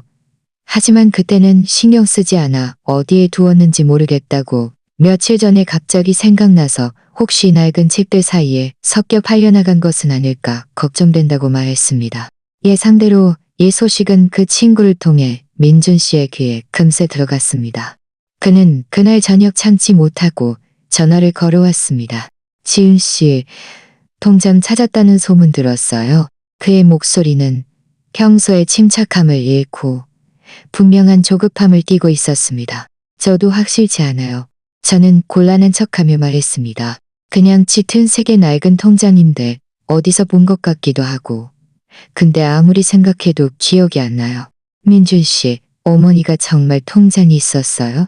그 안에 돈이 있었어요. 민준 씨는 전화 저편에서 숨소리가 거칠어졌습니다. 그는 애써 목소리를 가라앉히려 했지만 아마 좀 있었을 거예요. 어머니가 아끼고 아껴 쓰셨으니 노후 자금을 좀 모아 쓸 수도 있죠. 당신 다시 잘 찾아봐요. 집안 모든 구석구석 다 뒤져봐요. 특히 어머니 낡은 책들이나 낡은 상자 같은 게 중요해요. 알겠어요. 내일 다시 꼼꼼히 찾아볼게요. 제가 말했습니다. 왜 이렇게 조급해요? 설령 돈이 있다 해도 우리에게 남긴 거지 어디 도망가는 것도 아닌데. 난 조급한 게 아니에요. 민준 씨가 변명했지만 목소리는 여전히 다급했습니다. 당신이 부주의해서 잃어버릴까봐 걱정돼서 그래요. 그건 어머니의 유품이에요. 찾으면 꼭 바로 나에게 알려줘요. 잘 장가두고, 알겠죠? 응, 알겠어요. 저는 건성으로 대답했습니다. 전화를 끊고 저는 알았습니다. 물고기가 미끼를 물었다는 것을. 민준 씨는 분명 어떤 행동을 할 것입니다. 그는 아마 일찍 귀국하거나 아니면 다른 사람이 시켜 집에 와서 물건을 찾으려 할 것입니다. 저와 김 변호사님은 예상대로였습니다. 사흘 후 민준 씨에게서 갑자기 전화가 왔습니다. 뉴욕 프로젝트가 예정보다 일찍 끝나서 다음 날 저녁 비행기로 귀국한다고 했습니다. 여우가 돌아오고 있었습니다. 그리고 사냥꾼은 이미 덫을 놓아두었습니다. 이번에는 그가 스스로 모든 죄악을 백일하에 드러내게 할 것입니다. 민준 씨는 새벽에 집에 도착했습니다. 저는 열쇠 소리에 잠에서 깬 척하며 겉옷을 걸치고 침실에서 나왔습니다. 먼 길을 날아와 지쳐 보이는 그가 현관에 서 있었고 발밑에는 여행 가방이 놓여 있었습니다. 하지만 그의 눈은 어두운 조명 아래서 재빨리 거실을 훑고 있었습니다. 돌아왔어요? 본다는 말도 없이 이렇게 늦게. 저는 눈을 비비며 졸음에 섞인 적절한 정도의 놀라움을 표현했습니다. 프로젝트가 순조롭게 끝나서 가장 빠른 비행기로 바꿨어요. 민준 씨는 외투를 벗으며 시선을 무심한 듯 제게 고정시켰습니다. 딸이 돌아와서 당신과 아이를 보고 싶었어요. 내가 떠난 후 당신 혼자라 걱정돼서. 그는 진심 어린 듯 말했습니다. 만약 제가 그의 진짜 얼굴을 미리 알지 못했다면 이 교활한 연기에 속아 넘어갈 뻔했습니다. 걱정돼서 통장 찾으러 안달이 나서 돌아온 것이겠지. 아이 자고 있어요. 조용히 해요. 저는 아이 방을 가리키며 몸을 돌려 물을 따라주려 했습니다. 아니, 괜찮아요. 민준 씨가 저를 불렀습니다. 그는 손을 비볐습니다. 추위를 쫓는 듯하기도 했고 긴장을 풀려는 듯하기도 했습니다. 지은 씨, 지난번에 전화로 말했던 그 통장 나중에 찾았어요? 과연 한순간도 기다리지 못했습니다. 저는 몸을 돌려 얼굴에 망설임과 불확실한 표정을 지었습니다. 제가 나중에 다시 뒤져봤는데 시어머니 낡은 나무 상자 밑에 틈새에서 단단한 게 만져졌어요. 천으로 쌓여 있었는데 제가 뜯어보진 못했어요. 그게 뭔지 모르겠어요. 민준 씨의 눈이 순간 번뜩였습니다. 그 빛은 날카롭고 절박했지만 이내 그가 억지로 눌렀습니다. 나무 상자? 어떤 틈새? 빨리 가져와서 봐요. 그가 한 발짝 앞으로 다가오며 목소리를 낮췄지만 명령조였습니다. 지금은 너무 늦은 시간 아닐까요? 내일 보면 안 돼요? 제가 일부러 주저하자 지금 당장. 만약 내일 있거나 실수로 쓰레기인 줄 알고 버리면 어떡해요? 민준 씨의 어조는 의심의 여지가 없었습니다. 그는 심지어 손을 뻗어 저를 잡으려 했습니다. 저는 그의 손을 피하며 어쩔 수 없다는 듯한 표정을 지었습니다. 알겠어요. 제가 가져올게요. 상자는 창고에 있어요. 제가 창고로 걸어가자 민준 씨는 제 뒤를 바짝 따라왔습니다. 거의 제 등에 붙어 있었습니다. 저는 그의 거친 숨소리를 느낄 수 있었습니다. 창고 불을 켜고 저는 낡은 나무 상자를 꺼냈습니다. 민준 씨의 탐색하는 시선 아래 저는 손을 상자 바닥으로 뻗었습니다. 그곳에는 제가 미리 아주 교묘하게 만들어둔 가짜 틈새가 있었습니다. 그 안에는 시어머니의 손수건과 비슷한 천으로 쌓인 크기와 두께가 그 통장과 똑같이 단단한 수첩이 들어 있었습니다. 저는 천천히 찬 뭉치를 꺼냈습니다. 민준 씨의 눈은 그것에 고정되어 있었고 목을 대가 한번 움직였습니다. 이거예요? 제가 천 뭉치를 그에게 건넸습니다. 손가락이 미미하게 떨렸습니다. 이번에는 연기가 아니었습니다. 살인자일지도 모르는 이 남자를 마주했을 때 본능적인 생리적 반응이었습니다. 민준 씨는 거의 강탈하듯이 그것을 빼앗아 갔습니다. 그의 손가락은 떨리는 채로 천을 풀었습니다. 안에 짙은 색등잔이 아니라 평범한 단단한 수첩이 있는 것을 보자 그의 얼굴 표정은 순식간에 굳어졌습니다. 극도의 기대에서 당혹감으로 그리고 이내 속았다는 분노가 치밀어 올랐습니다. 이게 뭐예요? 그는 수첩을 펼쳤습니다. 안은 텅 비어 있었습니다. 아닌가? 저는 당혹스러운 표정으로 그를 바라보았습니다. 단단해서 통장인 줄 알았는데 혹시 재사용 수첩인가? 통장이 그 안에 끼어 있는 건 아닐까요? 민준 씨는 짜증스럽게 빈 페이지들을 빠르게 넘겼습니다. 아무것도 없었습니다. 그가 맹렬히 수첩을 닫더니 날카로운 눈빛으로 저를 바라보았습니다. 지은 씨, 혹시 잘못 기억하고 있는 거 아니에요? 아니면 누가 이 상자를 건드린 거예요? 그의 의심은 숨김없이 드러났습니다. 저는 속으로 비웃었지만 얼굴에는 억울함과 서운함을 드러냈습니다. 제가 어떻게 잘못 기억해요? 상자는 계속 여기 있었는데 저 말고 누가 건드려요? 민준 씨, 이게 무슨 말이에요? 설마 제가 어머니 물건을 훔쳤다고 생각하는 거예요? 민준 씨는 제 얼굴에서 어떤 틈을 찾으려는 듯 저를 뚫어지게 바라보았습니다. 저희는 몇 초간 서로를 응시했습니다. 창고의 좁은 공간 속 공기는 응고되는 듯했습니다. 결국 그가 먼저 시선을 피했습니다. 얼굴은 어두웠고 수첩을 상자에 던져 넣으며 목소리는 좀 누그러졌지만 여전히 퉁명스러웠습니다. 그런 뜻이 아니었어요. 그냥 당신이 부주의할까봐 걱정돼서 그래요. 됐어요. 내일 낮에 빛이 밝을 때 내가 다시 꼼꼼히 찾아볼게요. 일단 쉬어요. 이날 밤 같은 지붕 아래 있었지만 저희는 깊은 쉬면으로 나뉜 듯했습니다. 저는 아이를 안고 거의 밤새 잠을 이루지 못했습니다. 옆방 건넌방의 움직임에 귀를 기울였습니다. 민주 씨도 잠들지 않은 듯했습니다. 그가 몇 번 일어나는 소리를 들었고 거실과 창고 방향에서 미세한 소리가 났습니다. 다음 날 민주 씨는 과연 대청소를 시작했습니다. 어머니의 유품을 정리하며 추억을 남기겠다는 핑계로 집안을 거의 뒤집어 놓았습니다. 서재, 침실, 거실, 구석구석을 놓치지 않았습니다. 그는 꼼꼼하고도 초조하게 찾았습니다. 그 다급한 모습에 아이마저 이상함을 느끼고 작은 목소리로 제게 물었습니다. 아빠는 뭘 찾아요? 아빠는 할머니가 남기신 보물을 찾고 있어. 저는 아이의 머리를 쓰다듬으며 조용히 말했습니다.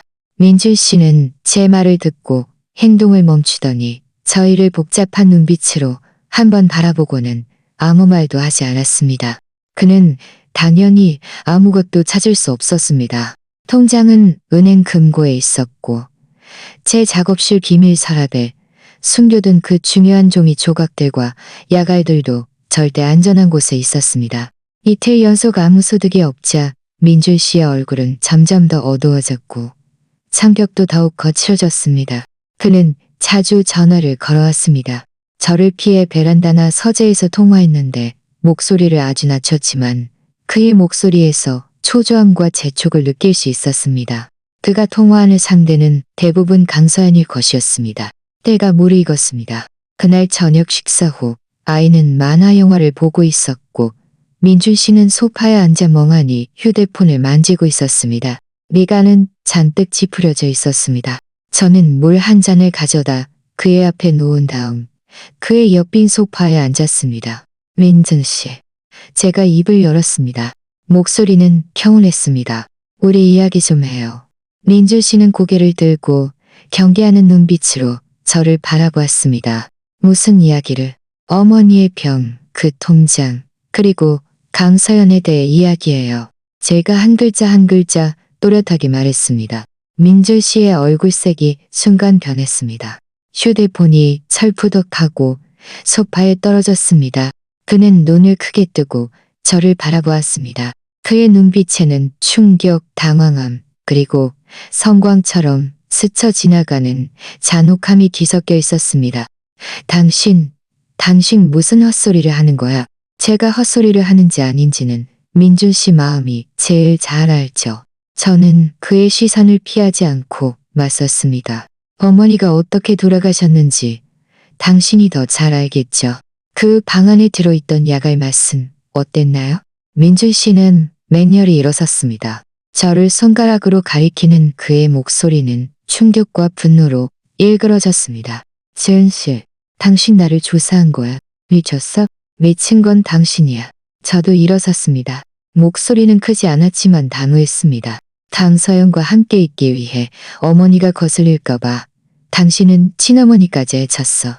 민준 씨, 당신은 인간이야? 내가 언제? 말도 안 되는 소리 하지 마. 민준 씨는 이마에 핏줄이 섰습니다. 제 앞으로 달려와 제 손목을 꽉 잡았습니다. 눈이 무섭게 커져 있었습니다. 어머니는 병으로 돌아가셨어. 병원에 기록도 다 있어. 무슨 근거로 날 모함하는 거야? 저희의 말다툼에 놀란 아이가 으앙하고 울음을 터뜨렸습니다. 저는 힘껏 그의 손을 뿌리치고 아이를 달래러 갔습니다. 아이를 침실로 안아 들어가 문을 닫고 다시 나왔을 때 민준 씨는 갇힌 짐승처럼 거실을 서성이고 있었습니다. 무슨 근거냐고? 저는 냉소하며 휴대폰을 꺼내 사설 탐정 보고서에 있던 약물 상호, 작용 상담 캡처본과 강서연의 검색 기록, 타임라인 비교, 그리고 본인에게 알리는 것을 잠시 보류라는 문구가 적힌 진단서, 조각 사진을 그의 코앞에 들이밀었습니다. 이것들로 충분할까? 민준 씨는 휴대폰 화면을 보더니 얼굴에 핏기가 점점 가셨습니다. 그의 눈빛은 흉포함에서 완전한 공포로 변해갔습니다. 그는 손을 뻗어 휴대폰을 빼앗으려 했지만 저는 재빨리 손을 거두었습니다. 이걸 어디서 구했어? 그의 목소리가 떨리기 시작했습니다. 들키지 않으려면 애초에 하지 말았어야지. 저는 그를 응시했습니다. 민준 씨, 어머니가 임종 직전 통장을 제게 주셨어요. 저에게 당신에게서 멀리 떨어지라고 하셨죠. 당신 마음이 더러워졌다고. 이제야 그 말이 한치의 오차도 없었음을 알겠어요. 통장이라는 두 단어를 듣자 민준 씨는 마지막 지푸라기라도 잡은 듯 눈빛이 다시 초점을 맞추더니 단호하고 미친 듯한 광기가 서려 있었습니다. 통장이 당신한테 있었어? 그걸 내게 줘. 그건 내 돈이야. 당신 돈? 제가 비웃었습니다. 그건 목숨과 닦은 돈이야. 아니면 당시 집안이 당신에게 준 더러운 돈이야. 민준 씨, 당신은 그 돈 때문에 어머니까지 해쳤는데 이제 와서 강탈하려 해? 그건 자발적이었어. 어머니가 동의했다고. 민준 씨가 무심결에 내뱉었습니다. 그리고는 곧 자신이 말을 실수했음을 깨닫고 얼굴이 더욱 창백해졌습니다. 자발적 동의. 과연 계약이 있었던 것이었습니다. 무엇에 동의했다는 거야? 당신의 야망과 사랑을 위해 어머니를 바치기로 동의했다는 거야. 제가 다그쳤습니다. 당신과 강서연, 그리고 그 어머니가 대체 무슨 거래를 한 거야? 민주 씨는 거친 숨을 몰아쉬었습니다. 그의 가슴은 격렬하게 오르내렸고 시선은 혼란스럽게 저를 보았다가 제 손에 들린 휴대폰을 보았다가 다시 굳게 닫힌 침실문을 보았습니다. 그가 갑자기 어떤 결심을 한 듯 표정이 흉악하게 변했습니다. 세연 씨, 통장이랑 휴대폰 내놔. 그렇지 않으면 가만두지 않을 거야. 그가 한 걸음 한 걸음 다가왔습니다. 목소리에는 위협이 가득했습니다. 저는 한 걸음 뒤로 물러나 벽에 등을 기댔지만 얼굴에는 두려움이 없었습니다. 저는 그의 앞에서 휴대폰의 녹음 정지 버튼을 누른 다음 저장했습니다. 당신의 모든 말은 이미 녹음되었어. 제가 그를 바라보며 말했습니다. 어머니가 자발적이었다고 인정한 것도, 나를 가만두지 않겠다고 한 것도. 민준 씨, 당신은 끝났어. 민준 씨는 그 자리에 완전히 얼어붙었습니다. 얼굴의 흉악함은 굳어졌다가 천천히 세상이 무너지는 듯한 거대한 공포와 절망으로 변해갔습니다. 그는 저를 바라보았습니다. 마치 처음으로 저를 제대로 알아본 듯했습니다. 바로 그때 문벨이 울렸습니다. 급하고 힘찬 소리가 끊임없이 이어졌습니다. 민준 씨는 온몸을 떨며 공포에 질린 제 현관문을 바라보았습니다. 저는 다가가 문구멍으로 밖을 확인한 다음 평온하게 문을 열었습니다. 문 밖에는 경찰복을 입은 경찰관 두 분과 사복 차림의 김 변호사님이 서 있었습니다. 김 변호사님은 제게 가볍게 고개를 끄덕였습니다. 민준 씨와 지은 씨 되십니까? 선임 경찰관이 신분증을 제시하며 말했습니다. 저희는 신고를 접수하고 관련 증거를 확보하여 민준 씨의 고해 살인 혐의 및 강순옥 씨의 공범 혐의에 대해 소환 조사를 진행합니다. 협조 부탁드립니다. 민준 씨는 잿빛 얼굴로 다리가 풀려 쓰러질 뻔했습니다. 저는 옆으로 비켜서서 경찰관들이 그에게 다가가는 것을 보았습니다. 하늘은 결국 진실을 외면하지 않는다는 듯. 시어머니 보고 계세요? 당신을 해친 이 짐승 같은 인간이 드디어 대가를 치르게 되었어요. 경찰이 민준 씨를 데려갈 때 그는 영혼이 빠져나간 사람 같았습니다. 눈빛은 멍했고 심지어 저항도 하지 않았습니다. 그저 난 아니야, 내가 아니야 하고 반복해서 중얼거렸습니다. 그 모습은 전에 저를 위협할 때의 흉악함과는 전혀 다른 사람이었습니다. 저는 파출소에 따라가 첫 조서를 작성하지 않았습니다. 김 변호사님이 저와 함께 남아 겁에 질린 아이를 달래고 눈앞에 혼란을 처리하는 것을 도와주셨습니다. 지은 씨, 경찰은 당신이 제공한 녹음 파일, 탐정 보고서, 의료 기록의 이상 징후, 그리고 그 통장 등의 증거를 바탕으로 민준 씨에 대한 심층 신문을 진행할 것입니다. 김 변호사님이 제게 말했습니다. 강서연과 강순옥 씨는 해외에 있어서 처리하기가 좀 더 복잡하겠지만 경찰은 이미 국제 공조 절차를 시작했습니다. 지금 가장 중요한 것은 마음을 안정시키고 아이를 잘 돌보며 후속 조사에 협조하는 것입니다. 저는 고개를 끄덕였습니다. 품에 안겨울다 잠든 아들을 보며 마음속에는 큰 원수를 갚았다는 통쾌함보다는 황량한 피로감과 마침내 천근 같은 짐을 내려놓은 듯한 허탈감만이 가득했습니다. 시어머니의 임종 전 그 눈빛은 마치 이 모든 것을 영혼으로 지켜보고 있는 듯 했습니다. 경찰의 일 처리는 매우 효율적이었습니다. 한편으로는 증거 관계가 비교적 명확했고 녹음 파일 속 민준 씨의 실언이 결정적인 돌파구였습니다. 다른 한편으로는 민준 씨의 심리적 방어선이 압박과 경찰의 신문 기술 앞에서 예상보다 빠르게 무너졌습니다. 나중에 김 변호사님이 전해준 내용과 사건이 공개된 일부 정보에 따르면 민준 씨는 대략적인 경과를 자백했습니다. 그는 실제로 대학 인턴십 기간 동안 강서연을 만났고 두 사람은 빠르게 사랑에 빠졌습니다. 강서연의 어머니 강순옥은 처음에는 민준 씨의 집안 형편이 너무 좋지 않다며 반대했지만 민준 씨가 뛰어난 능력을 보이고 강순옥에게 적극적으로 판심을 사려 노력했으며 강서연마저 그가 아니면 안 된다고 고집하자 강순옥은 결국 마음을 열었습니다. 하지만 조건을 제시했습니다. 민준 씨는 해외 유학을 가서 제대로 된 학위와 경력을 쌓아야만 나중에 자신의 딸과 결혼할 자격이 생긴다는 것이었습니다. 유학 비용은 강 씨 집안에서 일부 지원할 수 있지만 나머지는 민준 씨 본인과 어머니가 지지하겠다는 의사를 보여야 한다고 했습니다. 그래서 그 5천만 원, 그리고 나중에 시어머니 계좌로 입금된 다른 금액들이 있게 된 것입니다. 시어머니는 처음에는 반대했습니다. 아들이 죄악에 빠지는 것 같다고 느꼈지만 민준 씨의 간절한 애원과 아들의 원대한 미래에 대한 동경 때문에 결국 돈을 받고 이 거래를 묵인했습니다. 민준 씨는 강 씨 집안의 어머니 문제를 잘 처리하여 어머니가 그들의 미래 생활에 짐이 되지 않게 하겠다고 약속했습니다. 민준 씨는 유학을 가고 귀국하여 투자은행에 입사하면서 강 씨 집안이 기대했던 궤도에 오른 듯 했습니다. 하지만 저와 결혼한 것은 계획에 없던 일이었습니다. 그의 진술에 따르면 당시 강서연은 해외에서 더 좋은 발전 기회를 얻었고 두 사람 관계에 파동이 생겼다고 합니다. 게다가 제가 나타났습니다. 집안 배경이 깨끗하고 직업이 안정적이며 성격이 온순하여 결혼하여 아이를 낳고 세속적인 시선을 감당하기에 적합했습니다. 강순옥도 그가 잠시 안정을 찾는 것을 묵인했습니다. 그래서 저는 그의 완벽한 인생 계획에서 과도기적이고 위장을 위한 아내가 된 것이었습니다. 시어머니는 이에 대해 극도로 불만을 표했습니다. 아들이 저를 속였을 뿐만 아니라 처음의 약속까지 어겼다고 생각했습니다. 시어머니와 며느리 사이의 관계는 긴장되었지만 민준 씨는 장기적인 이익을 위한 임시방편 같은 이유로 시어머니를 달랬고 강 씨 집안으로부터 자금을 계속 확보했습니다.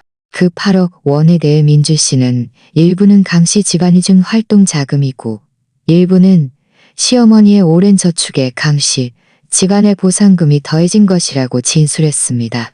강순옥은 이를 시어머니 명의로 예금하여 나중에 민준 씨를 통제할 약점이나 보상금으로 사용하도록 조언했습니다. 사건은 시어머니가 간질환 진단을 받으면서 발생했습니다.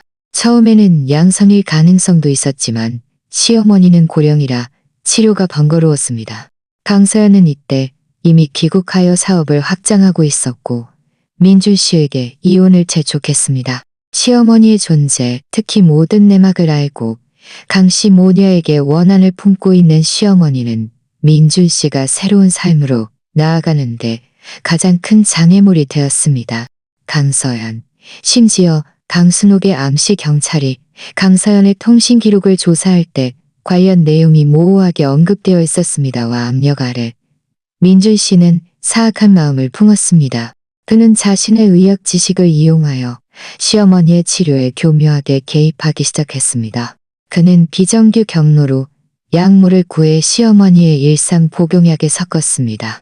이 약물들은 단독으로는 큰 문제가 없었지만 그가 의도적으로 시어머니에게 끊거나 줄이게 한 정규간 보호, 약물과 상호작용하여 간 기능 악화를 조용히 가속화시켰습니다. 이것이 바로 방안이었습니다. 마치 병세가 자연스럽게 진행되는 것처럼 보이게끔 정교하게 설계된 완화, 치료 방안이었습니다. 본인에게 알리는 것을 잠시 보류라고 적힌 그 진단서는 그가 특정 분량 의료 중개인을 매수하여 만든 위조였습니다. 혹시 의심할 수도 있는 시어머니나 다른 사람들을 안심시키기 위한 것이었습니다. 시어머니의 병세가 급격히 악화되어 말기가 되자 민준 씨는 시간이 얼마 남지 않았음을 알았습니다.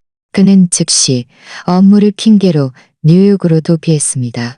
한편으로는 강사연과 재회하기 위함이었고 다른 한편으로는 알리바이를 만들고 죽음을 기다리는 책임을 온전히 저에게 떠넘기기 위함이었습니다.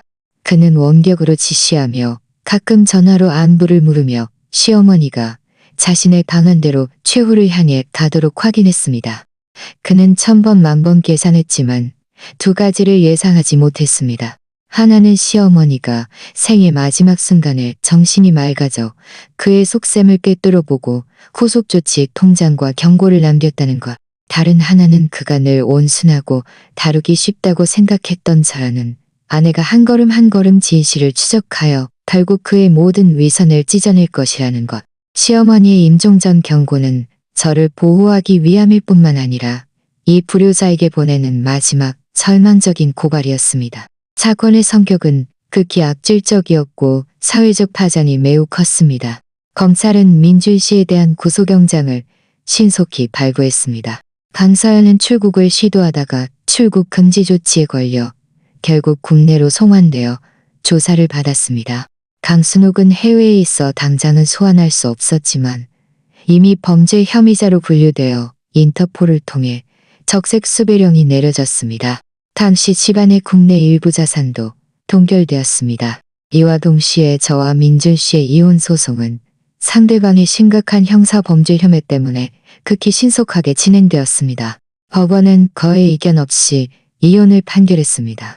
민준 씨가 혼인 중 잘못을 저지른 당사자이고 직계 존속살해 혐의라는 특별히 악질적인 정황이 있었기에 재산 분할에서도 법원은 저의 요구를 전적으로 지지했습니다. 결혼 중 공동재산, 그 차량과 일부 투자금 포함의 대부분은 저에게 귀속되었습니다. 민준 씨 명의의 결혼 전 주택 중 저희가 결혼 후 공동으로 대출금을 상환한 부분도 가치 평가를 통해 저에게 보상되었습니다. 동시에 민준 씨는 고액의 정신적 피해, 배상금과 아이의 연육비를 지급해야 합니다. 물론 이 돈이 그가 수감된 후 집행될 수 있을지는 나중 문제입니다. 그 8억 원의 통장에 대해서는 형사사건과 관련되어 범죄 수익일 가능성이 매우 높으므로 경찰이 법에 따라 동결했습니다. 사건이 종결된 후 법에 따라 귀속 여부가 판정될 것입니다. 김 변호사님은 상황에 따라 이 돈이 최종적으로 시어머니의 유산으로서 저와 아이에게 합법적으로 상속될 가능성이 매우 높다고 말했습니다. 시어머니가 저에게 증여하겠다는 명확한 의사 임종 씨 말씀을 표했고 민준 씨는 범죄 혐의자로서 상속권을 상실했기 때문입니다. 모든 것이 일단락된 그날 저는 아이를 데리고 시어머니 산소에 갔습니다. 초겨울 바람이 다소 매서웠습니다. 묘지는 아주 조용했습니다. 저는 하얀 국화 한 다발을 묘비 앞에 놓고 사진 속 시어머니의 자애롭고도 어딘가 수심 어린 얼굴을 바라보았습니다. 어머니, 제가 조용히 말했습니다. 어머니를 해친 자들은 모두 벌을 받게 되었어요. 어머니께서 제게 주신 말씀, 제가 기억하고 있어요. 돈은 잘 간직했다가 아이에게 쓸게요. 염려 마세요. 아이는 저를 따라 작은 손을 모으고 앙증맞은 목소리로 말했습니다. 할머니, 저랑 엄마가 할머니 보러 왔어요. 사진 속 시어머니는 미소 짓는 듯 했습니다. 하늘은 비갠 후에 맑은 회색빛 푸른색이었습니다. 차가웠지만 깨끗했습니다. 시어머니는 자신의 죽음으로 죄악을 드러냈고 저를 끔찍한 결혼이라는 덫에서 밀어내 주셨습니다. 그 통장은 단순히 돈이 아니었습니다. 그것은 시어머니가 생명으로 보내신 마지막 경고이자 보호였습니다. 집으로 돌아오자 지훈에게서 전화가 왔습니다. 그는 모든 일을 알고 있었고 안타까워했습니다. 지은아, 다 지나갔어. 앞으로 무슨 도움이라도 필요하면 언제든 말해. 고마워, 지훈아. 정말 진심으로 고마워. 제가 진심을 담아 말했습니다. 지훈이 잠시 망설이다 말했습니다. 한 가지 할 말이 있는데 지금 말해야 할지 모르겠네. 강순욱 씨에 대해 말인데 내가 해외 지인을 통해 알아보니 요즘 처지가 아주 안 좋다고 하더라고. 강서연 일이 터지고 국내 자산이 동결되면서 캘리포니아에 있던 투자도 문제가 생겨서 소송이 휘말리고 아주 골치 아픈 상황이래. 이것이 아마도 인과응보겠지. 저는 몇 초간 침묵했습니다. 강순욱.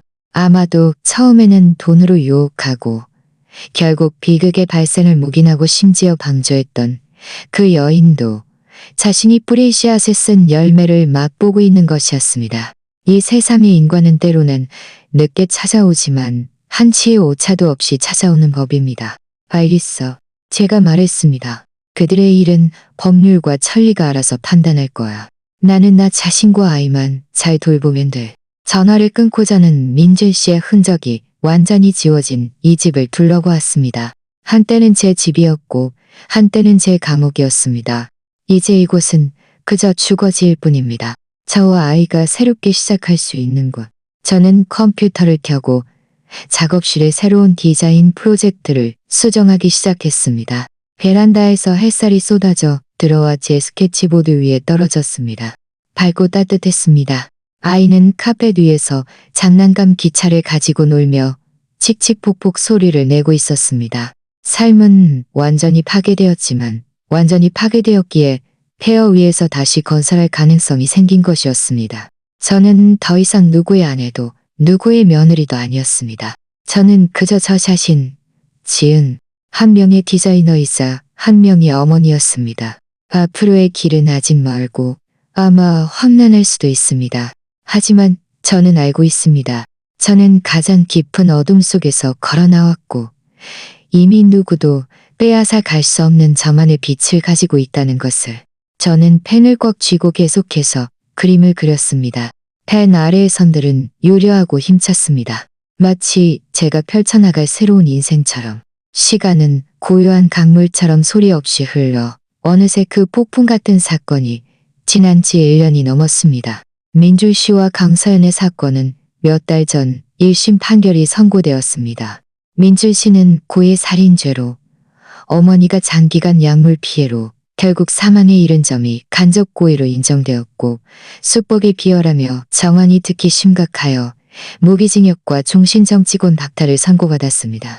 강서연은 종범으로서 민준 씨의 의도를 명백히 알고 일부 정보와 지원을 제공하여 고의 살인죄로 유기징역을 선고받았습니다.